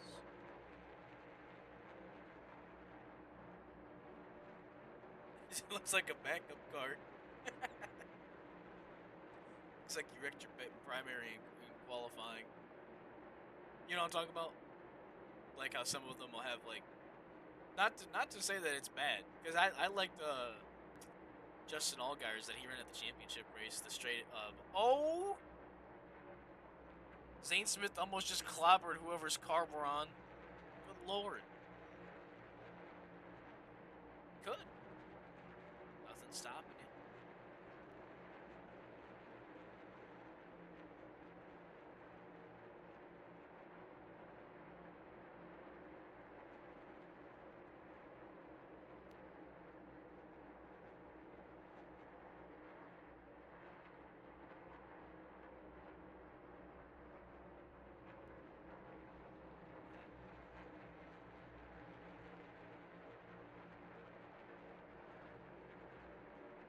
So yeah, you gotta definitely tweak with like different layers. It's a lot of layering when it comes to gradients. You gotta make sure they actually look good. Yeah, it's a tedious process. We're gonna catch the lap car of Todd Gilliland. Suarez is kind of sitting around 0.3. He's been kind of sitting around that time gap. The farthest he's been from us is 0.5. No. It don't look terrible. Makes sense. Yeah. Did you make the Logitech logos white on that card? 42 laps to go. And there's the lead battle. Tyler Reddick, Daniel Suarez, Denny Hamlin. Joey Logano in the picture. Tyler Reddick, Josh Berry, 1.2 seconds back. Larry, I'm thinking these teams, there's going to be some of them pitting here. I'm scared. Logano's in fourth. I'm scared. Right? Well, exactly. Especially when you look at many drivers on the lead lap. Again, they've told Denny Hamlin, it's Chris Gale. I made a mistake, said Tyler Allen. Chris Gale said, run it. We're going to split it. If they're going to split it, Clint, we're probably talking around lap 230 to 235. And I think we just heard Cliff Daniels tell his driver, you're doing a good job on that fuel savings. You're right where we need to be. I think that'll be a team that is the flip side of this equation and will probably try to make it. 27 lead changes, one shy of the record here. So instead of going to the Strip, we're going to Glitter Gulch, downtown Vegas. We're going to do this old style. We're going to do a Sunday NASCAR on Fox. Crank it up. Absent spotter chatter. Just car noise. Crank it. NASCAR, crank it up.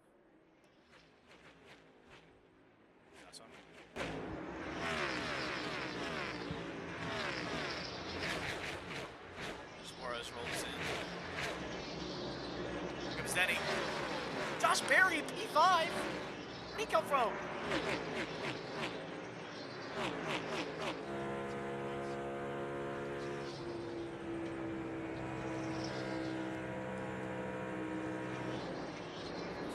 Suarez got us side by side.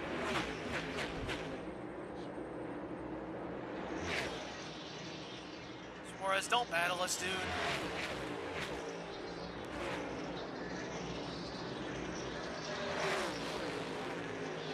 Daniel Suarez versus Tyler Reddick for the lead. Logano, Hamlin looking on. If you battle us, you're going to bring in these two menaces up front. Ryan Blaney checked to the care center and released. 2 hard hits for him this weekend. 1 in practice yesterday and this one today. Right to the bottom. Back in the race, Austin Dillon. And here's Jamie. Yeah, he had a fast race car, but 2 hard hits Blaney for don't Ryan look too Blaney. happy. Ryan, what exactly?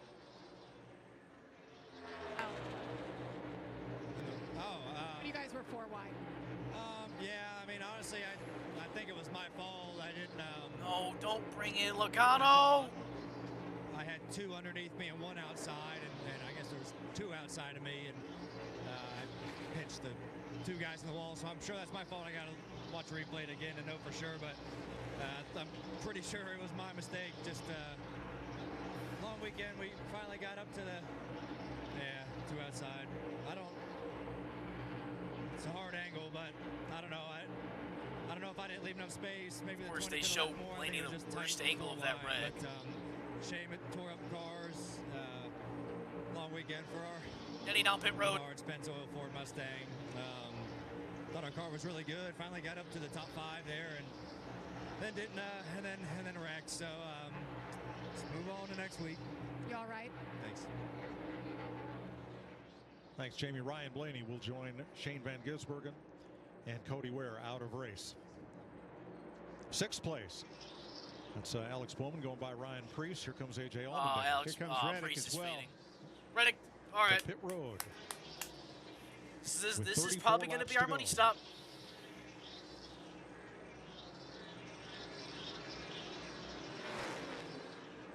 Josh Berry to the inside of Suarez, and that's for the race lead.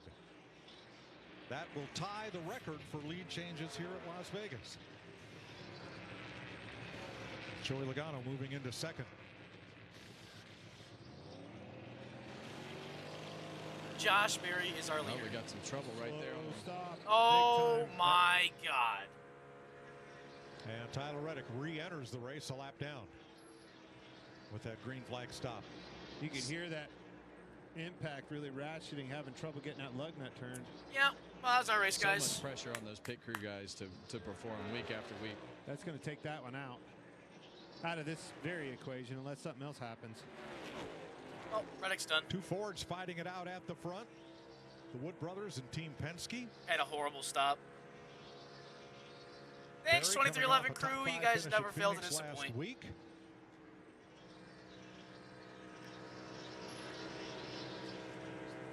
And Logano, who has earned all those stage points already, but still looking for a top finish to show for it. Your door, quarter, it's clear 1 at the wall. Logano, new leader. Well, they haven't been spectacular today, but in typical 22-team fashion, they just find a way to score points. They find a way to qualify good, put themselves up in the front of the pack to be able to just give yourself a shot at something. And they do it week after week. They haven't had the finishes to go along with it, but they've got the points that have done a great job of being able to keep them up in some sort of relevancy in the conversation of where you're at in the point standings. And here are 4 of last year's playoff drivers, including Logano, the champion, and none of them yet has a top 10 finish this year. But Joey Logano said, hey, give me a fast car. I got a great pit crew. The wins will come. Dot the I's and cross the T's. And as you've seen on a day like today, if you can just do that, if you can keep yourself in a position to not get crashed, to not make mistakes on pit road, to not do all the things that we've seen all happen today, you can give yourself a shot to stay up front and compete. Jamie? And Joey Logano, when he led those 32 laps or 30 laps earlier, he was great in clean air. He got mired back in traffic, and the car was not very good at all. The team just came on the radio and said, Joey, we need you to save gas without losing lap time. That sounds like a tall order, Kev.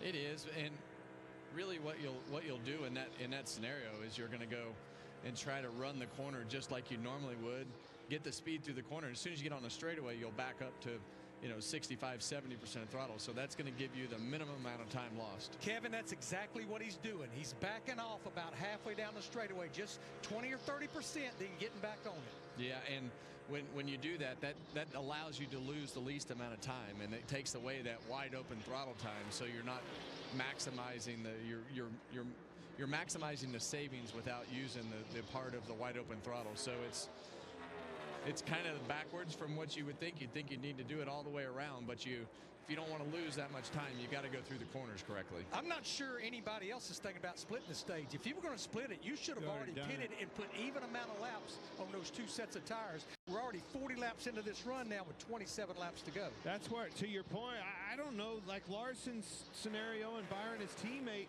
lost all that track position trying to make sure that they made it to the end.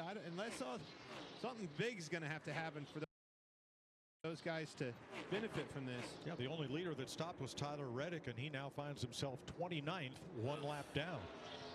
And no way to recover. There are 3 lap-down cars ahead of him, even if we have a caution, that would get the free pass before he would. And when you're talking about saving fuel, I mean, the guy that can do that the best is your leader. Out there in clean air, you don't have traffic in front of you that you're trying to race around, move around, using a different part of the racetrack. You can get your timing right. You back out of that thing, no brakes, let it roll as far as possible before you pick up the gas. Kyle Busch. In the wall. That was Kyle Busch in turn 2. He got way up and into the wall, and now comes down to the track apron, having a pretty miserable day. We stay green. Oh, he'll make it around. Down.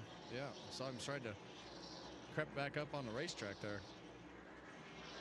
We stay green with 25 to go. Oh, Gregson. Now Noah Gregson's in the wall in turn 2. There's your caution.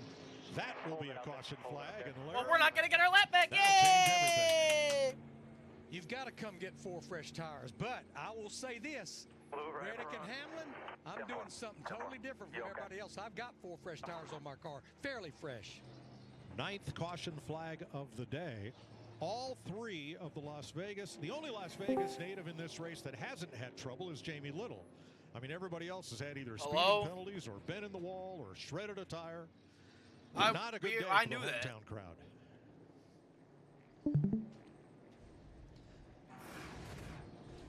Well, let's start with Kyle.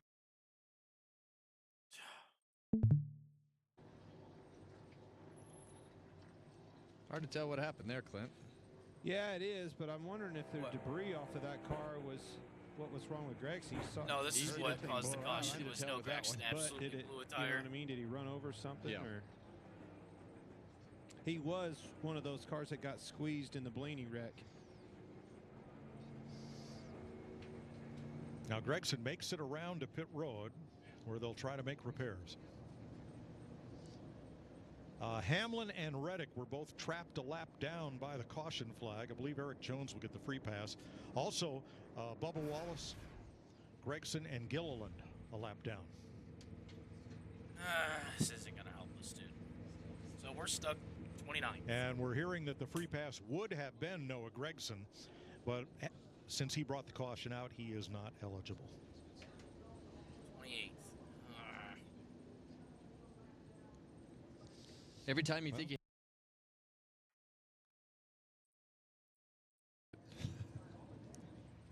Well, last week I asked you, do you want tires or track position? And Clint jumped right in and said both. But, you know, now you got to choose. I'm picking tires. I want tires on my car. They got close to 50 laps on the tires, most of them that's out there on the track right now. I like your point, with Reddick, you know, being able, those guys that just pitted, they can put 2 tires on. Well, they can't. They got to take the wave around. They got to stay out. That was a bad point that you made. We're here to help, Clint. It's gonna be exactly what it has always come down to here all day long. The pits. Well, Paul Wolf probably knows how to get this done better than just about anybody here. He's the defending crew chief champion. As Noah Gregson's car goes to the garage. Yeah, and I think this is a scenario that's interesting because I think you're going to want 4 tires. The guys that have been out there for a while, they're not going to be able to get their car full of fuel and get off of pit road, so you're going to have less on fuel, can you, Larry? I mean, you just gotta you got no need to. They were close on fuel as it was. But I'm just saying they won't. They've gone a long way, so they've burned a lot of fuel off. So that balance of that car is going to be a little different. Yeah. Which might not be bad for a short run. Get them on quick, boys. All right, pit road is open. Regan. Like Crew Chief Miles Stanley asked Josh Berry, what do you need for a short run here? He said, I'm not really sure. I haven't restarted up front yet today. They're going to leave it alone. He felt like they were pretty close with the car. And the one car, Ross Chastain, he knew exactly what he needed. More turn for a short run at the end of the race here. Jamie? Daniel Suarez from mid-pack to the top 5. It's been good for him since he's been up there in the top 5 with a little strategy. A 4-tire stop for him. Race leader Joey Logano pits. He comes in. Car has been good up front, but man, he was plowing tight when he was mired back in traffic. We'll see if the 22 can hang on. The 48 of Alex Bowman comes in. Slow stop for Logano. Those days for him, comers and goers, Mike. Let's go! Slow stop for Logano. Let's go! I know that car had trouble. Joey Logano, not the stop they were looking for. So Suarez, the first to leave pit road, and pit road has been the story all day long. Suarez, oh my God. Long stop for the Backstreet Boys. Trouble for John Hunter Nemechek. They continue to work on his car. Pit road otherwise is empty. Suarez, 4 tires, Mike. Oh, then they got a great stop, Larry. Thank you. Coming up next on FS1, the premiere of Destined to Drive. Actor and sports car racer and lifelong car guy Patrick Dempsey returns to racing with a little help from Kevin Harvick and his friends, and that's coming up next right here on FS1 after the race. Hey, Briscoe's 9th now. That was a great experience. Patrick's he's a great guy. I'd never been around him, obviously. Oh, and at there all. goes See Noah Gregson. That had to have been a cool day, cool experience, huh? It was a cool experience. We were at Sonoma. I flew over, and we weren't doing the broadcast anymore. Went over there and watched him race his Porsche GT3 car, and that was fun. I'd never been around sports car racing that much, and to see the atmosphere and the things that go with it. But it was fun to be able to get to meet somebody outside of your box that you didn't really know that loves racing. Sure does. Look forward to seeing that once we're done here in Las Vegas. So in case you missed it, we've had 9 caution flags here today. Briscoe and Kyle Busch each lost a wheel. It's the fact that Briscoe lost his wheel, but now he's back in the top 10. And the wheel sliced in half. Lost the wheel, smacked the wall. By whatever it was rubbing against when it was loose. Now Christopher Bell had to start the race in the back. Came out, they didn't get the left rear tight. So Adam Stevens called it audible. He goes, stop in somebody else's pit box and let them tighten it for you. And that's a much lesser penalty than he would have had. 4 wide there. Stenhouse spins. And Ryan Blaney gets up and into the 2 cars on his outside when they were 4 wide. Gets a double hit there with Eric Jones. Threaded that needle. At lap 195.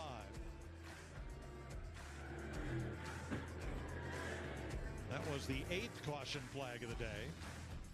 And we're now working the 9th, which was for Noah Daniel Gregson. Suarez might win his number 3rd race 2. of his career. He has since gone to the garage.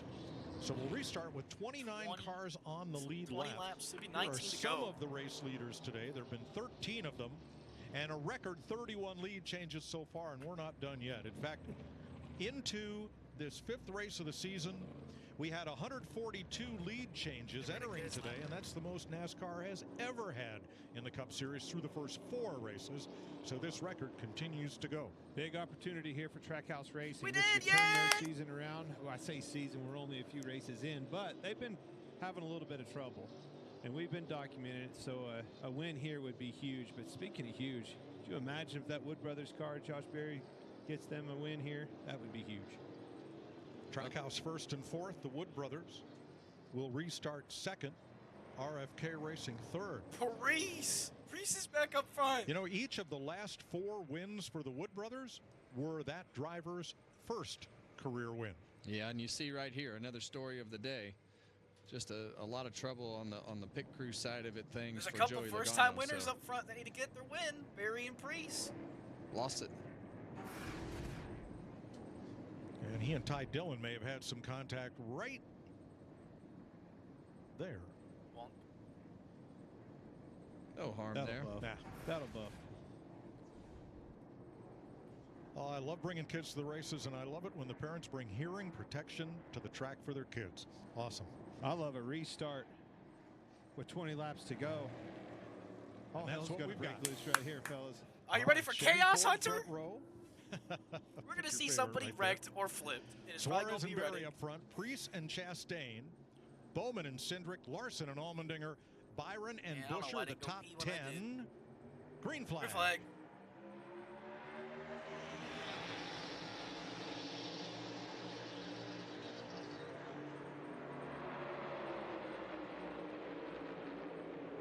That was as tightly packed a green flag as we've seen today. Wow. You knew it was going to. Here comes Berry. Pit windows open. Yeah, and that outside line, you see the momentum start to break. The Trackhouse guys, here comes Chastain. Huge shot from Ross Chastain to the back of that 99 car. His teammate Daniel Suarez to the lead. If it wasn't his teammate, he probably would have put them 3 wide there and went for the lead himself. And 3 of those Hendrick cars coming. Hendrick Motorsports has won the last 4 Vegas Spring races in a row. Byron's They're up there. got up through them. Here comes Byron. Of the restarts with the Hendrick cars. Byron, Larson, Bowman all in play here. 3 Chevys and 3 Fords in the first 6. Buescher. Oh. Larson shoots the middle, and that doesn't work. No, it's just so hard to make that car. It's just not as stable in the middle like that. And saw Larson shove that thing in there. Oh, come on. Going to make these cars wide is what they're going to do. You're going to start seeing a lot of people blocking, aero blocks. Do not let that guy around. Listen to that spotter. Watch him in the mirror. Christopher Bell's not out of Huge this. run for Logano onto the He is pole. in the mix for 4 in a row. Maybe not a favorite right this moment, but a lot can happen here in the next 16 laps. 16 to go. As we go towards the end of this race, this becomes a guessing game as to where you want to go. See Josh Berry get to the bottom right there. Daniel Suarez got a little bit loose. He's going to get up beside him, but that's going to allow Ross Here comes Chastain, Berry. I think, right there. Oh, side draft. Here comes Chastain. Really good racing. The 21 car is a little bit better than your leader, Suarez. Suarez is not going down without a fight. You saw him lift out of the gas, got tight on exit. Yeah, and that's not what Chastain wanted to see right there. With those cars side by Berry side, win I'm with sure he was thinking Here big they draft, come. big move. But here comes Byron. That's right. William Byron held him back. Just jumped right in there and made that a Top 4 battle car for the lead. under a blanket battle, head into 1, and now off turn 2, 2x2. They're going to have to get wide here. This Block 24 from- car's block coming. from Byron. He's extremely fast. If anybody has something for this win, it's going to be Byron.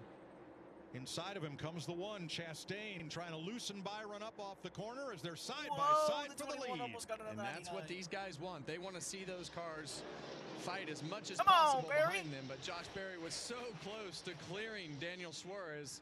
Berry edges ahead in turn 1.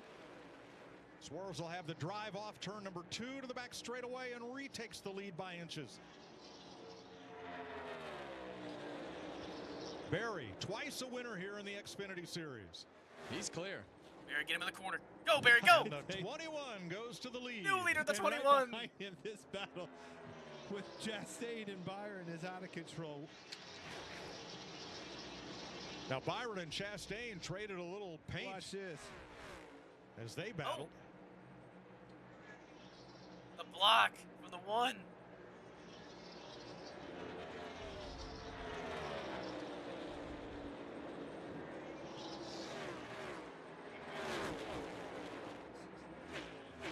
$12 laps to go this time.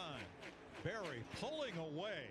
Berry, come on, Austin man. Cindric has come into that now 4-car battle for 3rd. But Berry and Suarez are yarding the field here off turn 2. Yeah, and I think as those guys got to battling for 3rd place, it gave these 2 guys up front just that nice cushion. And Josh Berry was able Reddick's to already complete up the pass almost with the top 20. obviously a better Reddick car is than making up Daniel positions. Suarez, and now he's putting a gap between them. And now you have Ryan Preece in 3rd. So Ryan the 2 Preece! cars that we thought might be able to challenge for the lead, William Byron and Ross Chastain, gonna kind go of finish taking for themselves Oscar. out of it with that battle. That's exactly right. Chastain blocked Byron's run on the outside in 3 and 4 so bad, Priest got around them both. That took them out of this equation for now. I mean, it's still 11 laps to go. But Josh Berry and his Wood Brothers 21, he is out front setting sail. It's good to see. Well, if you were downtown or on DraftKings and you had as your trifecta Berry, Suarez, and Preece, you are one in several million right now. That would be wild. Well, let's talk. I mean, Josh Berry, as he's gone through the last 2 years, terrible situations for him to be put in. Had to get into Chase Elliott's car on the fly with Chase Elliott's injuries and the things that happened to him. And then ran for a he had to go to Stewart-Haas Racing, what he thought was going to be a great position in taking over the 4 car that I left when I retired. Well, guess what? We're going to sell that car. Now he's with an organization that has a great alliance with the Penske bunch, and we've covered this constantly as we've gone through the first few weeks. But now they're coming out on a racetrack and proving it on every style of track that you can have. This is the one that breaks Bell's Look at those old school fire suits. That's 1960s stuff right there, what the Wood brothers wore back then. And this now, is also their 75th anniversary, longest too. running team. They've been there since the beginning. And as for Josh Berry, it was just 6 years ago. He was NASCAR's weekly series national champion, racing every Saturday night. This isn't no fluke either. I mean, this car has been fast this year. This car has been fast all day long here today. This car was finally got all great the pieces this put weekend. together, got him some track position. He's got this baby set in the wind now. Yeah, look at that. Among the top 4, only 7 career victories among the top 4 drivers in this race. Yeah, and going back to Josh Berry, I mean, as we go to Ryan Preece here, who's had a great day today. Solid run up in the top 5. He's kind of hung out up in that 7th or 8th place range, got on the right side of the strategy, and here he is running 3rd. We heard Brad Keselowski say on the grid to Chris and Jamie at the top of the day, he said, we're thrilled to have him. We're giving him the tools he needs to succeed, and he's responding. Ryan Preece. He is. With the race we've had today, I'm not ready to hand it to Josh Berry and the Wood brothers just yet. We have had a chaotic race. Berry don't want no caution. Well, Eric, With can you 6 hold to your breath go. for 7 laps? What do the trends say? Well, we are well past that, Mike. Okay. There's nothing about this race that's normal. That's the reason I didn't even give you the trend. The average last caution was roughly about 20, 25 laps to go, well past it. There was a time when the Wood brothers looked as if they might not be able to continue in NASCAR, and Edsel Ford II stepped up for Ford Motor Company, forged an alliance with Team Penske. More than an alliance, these 21s are prepared in the Penske shops in Mooresville.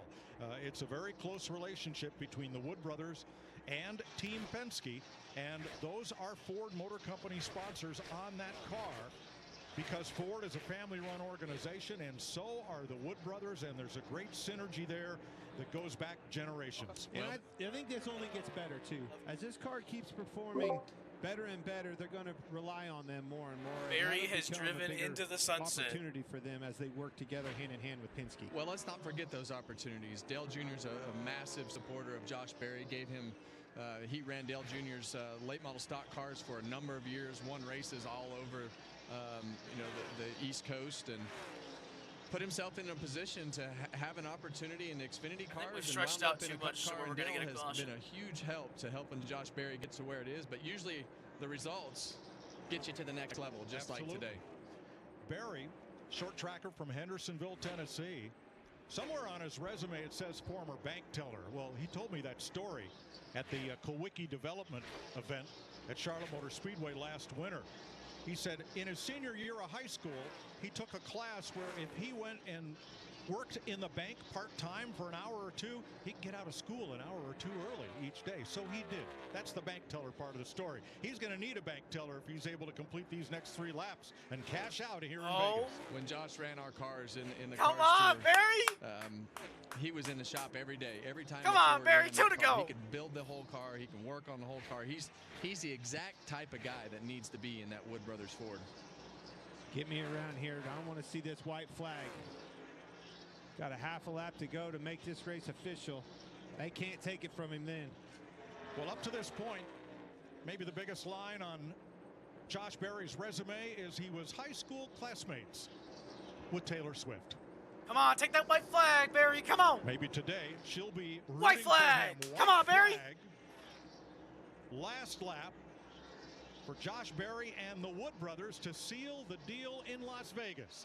Suarez 1.1 Just bring her home, Berry. Bring her His home. last lap a 10th faster than Berry's. Ryan Preece having a career day in 3rd. Ross Chastain, William Byron, 2 Fords, 3 Chevys in the top 5. How about this? The Wood brothers. Taking it to 4th. What an unbelievable day for this Welcome car. to the And that driver, playoffs, Josh Berry. Josh Berry, Let's the Wood Brothers win in go. Las Vegas. Gets his Awesome. Eddie and Len Wood and their sister Kim Woodhall and the That's next generation awesome. of the Woods that run this family race team. Let's Home in get 'em, Stewart, Barry. Virginia, just west of Martinsville. And there's nobody on pit road or in that garage area who is not happy for the Wood Brothers today. Good job. Awesome job, everybody. Finished 23rd, whatever. But Suarez on his I'm happy outside. about that win. Suarez, Let's go. Great job by him. Ryan Priest, great finish. Chastain needed that. Allmendinger. Colleague Motorsports, that 16 car had a good day today. Cindric 6th, Bowman 7th, Allmendinger, Larson and Elliott, and Christopher Bell going for 4 in a row, ends up 12th for Joe Gibbs Racing, and he is the highest finishing Toyota. Let's But go, this is just such Barry. a great feel-good story right here. Unbelievable. When you look at the John, see? Yeah, John Wood there. There's his dad, Eddie. How cool. They got to be pumped. John has been much more involved in the team as it's gone forward over the last couple of years. And well, he took over as team president this year, and I asked Eddie, I said, are you retiring? He says, no, I just don't want to go to all those meetings. And somewhere, I know Edsel Ford is smiling. He should be. Yep, the godfather of Ford racing. Made all this happen. 101st win for the Wood Brothers. 20 different drivers. Let's account for go, those Barry. victories. Let's go. It's their first in That's Las awesome. Vegas. That's an impressive stat in its own. 20 different drivers that drove the famed 21 car for the Wood Brothers. Pretty incredible story. Josh Berry becomes only the 3rd different driver to go to victory lane this year in the Cup Series. William Byron in Daytona, Josh Berry today, Christopher Bell everywhere else.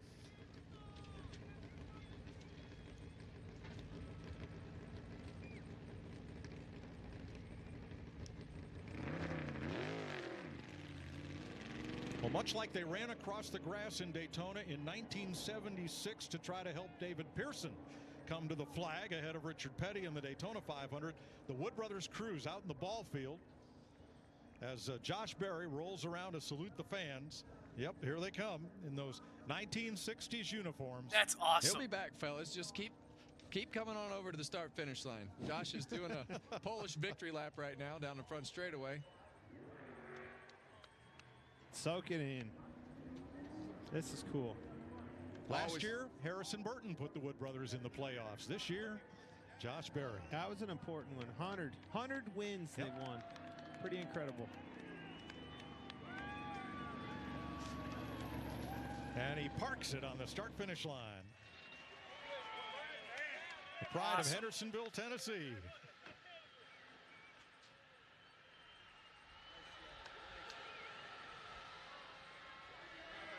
And the 19th different driver to win at Las Vegas. Previous best finish took for Harrison last Burton week 3 in years Phoenix. to win in this card. Took Josh Berry 5 races. Jamie Little is there. 53rd career start. Who had Josh Berry winning this race, dude? That's Husband, wife. crazy. That's awesome. Josh, you are now a Cup Series I winner. really do want to know How what does the that odds sound? were. That's crazy. Oh, man. I don't even know what to think. Just awesome. I love this track. Las Vegas has been so good to me. I've had so many great Welcome moments to the here. Winners Club, Barry. Just struggled in the next-gen car here, but, man, Miles and this whole 21 team, everybody at Wood Brothers Racing, they gave me a great car today, and we just battled and battled and battled, and, man, it was our day. I just can't believe it. Such a battle with Daniel there at the end, beating and banging at a mile and a half. It's crazy, but whoever was going to get out front was probably going to win, and we were able to get it from him. Josh, you joined the Wood Brothers in the offseason. This is just your 5th race together. What does it mean to you to drive for this legendary team and now to get them back to Josh victory Berry lane? 5 races. I'm saying I mean, it's just Harrison Burton incredible. was They've ass. just been so good to me. It's just been a great relationship, and obviously thank everybody at Wood Brothers Racing, but Team Penske as well. They welcomed me with open arms and tried to help me and you know, accelerate this learning process as much as I can. And I really can't say enough for Miles Stanley, man. Everybody, he is so good at what he's doing, and we have a great thing going on together. He really believes in me, and just just got to thank everybody at Motorcraft, Quick Lane, Dex Imaging, Aero, Ford. I know they're going to be excited about that one, and man, we're just gonna enjoy this moment. Go celebrate it with your team. I know they're ready. Josh Berry wins at Las Vegas.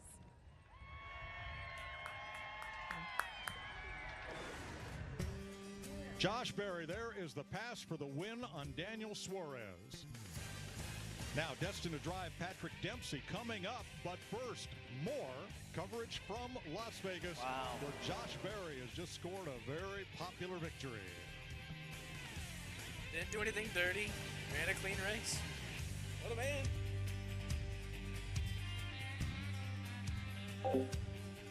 I'll be right back.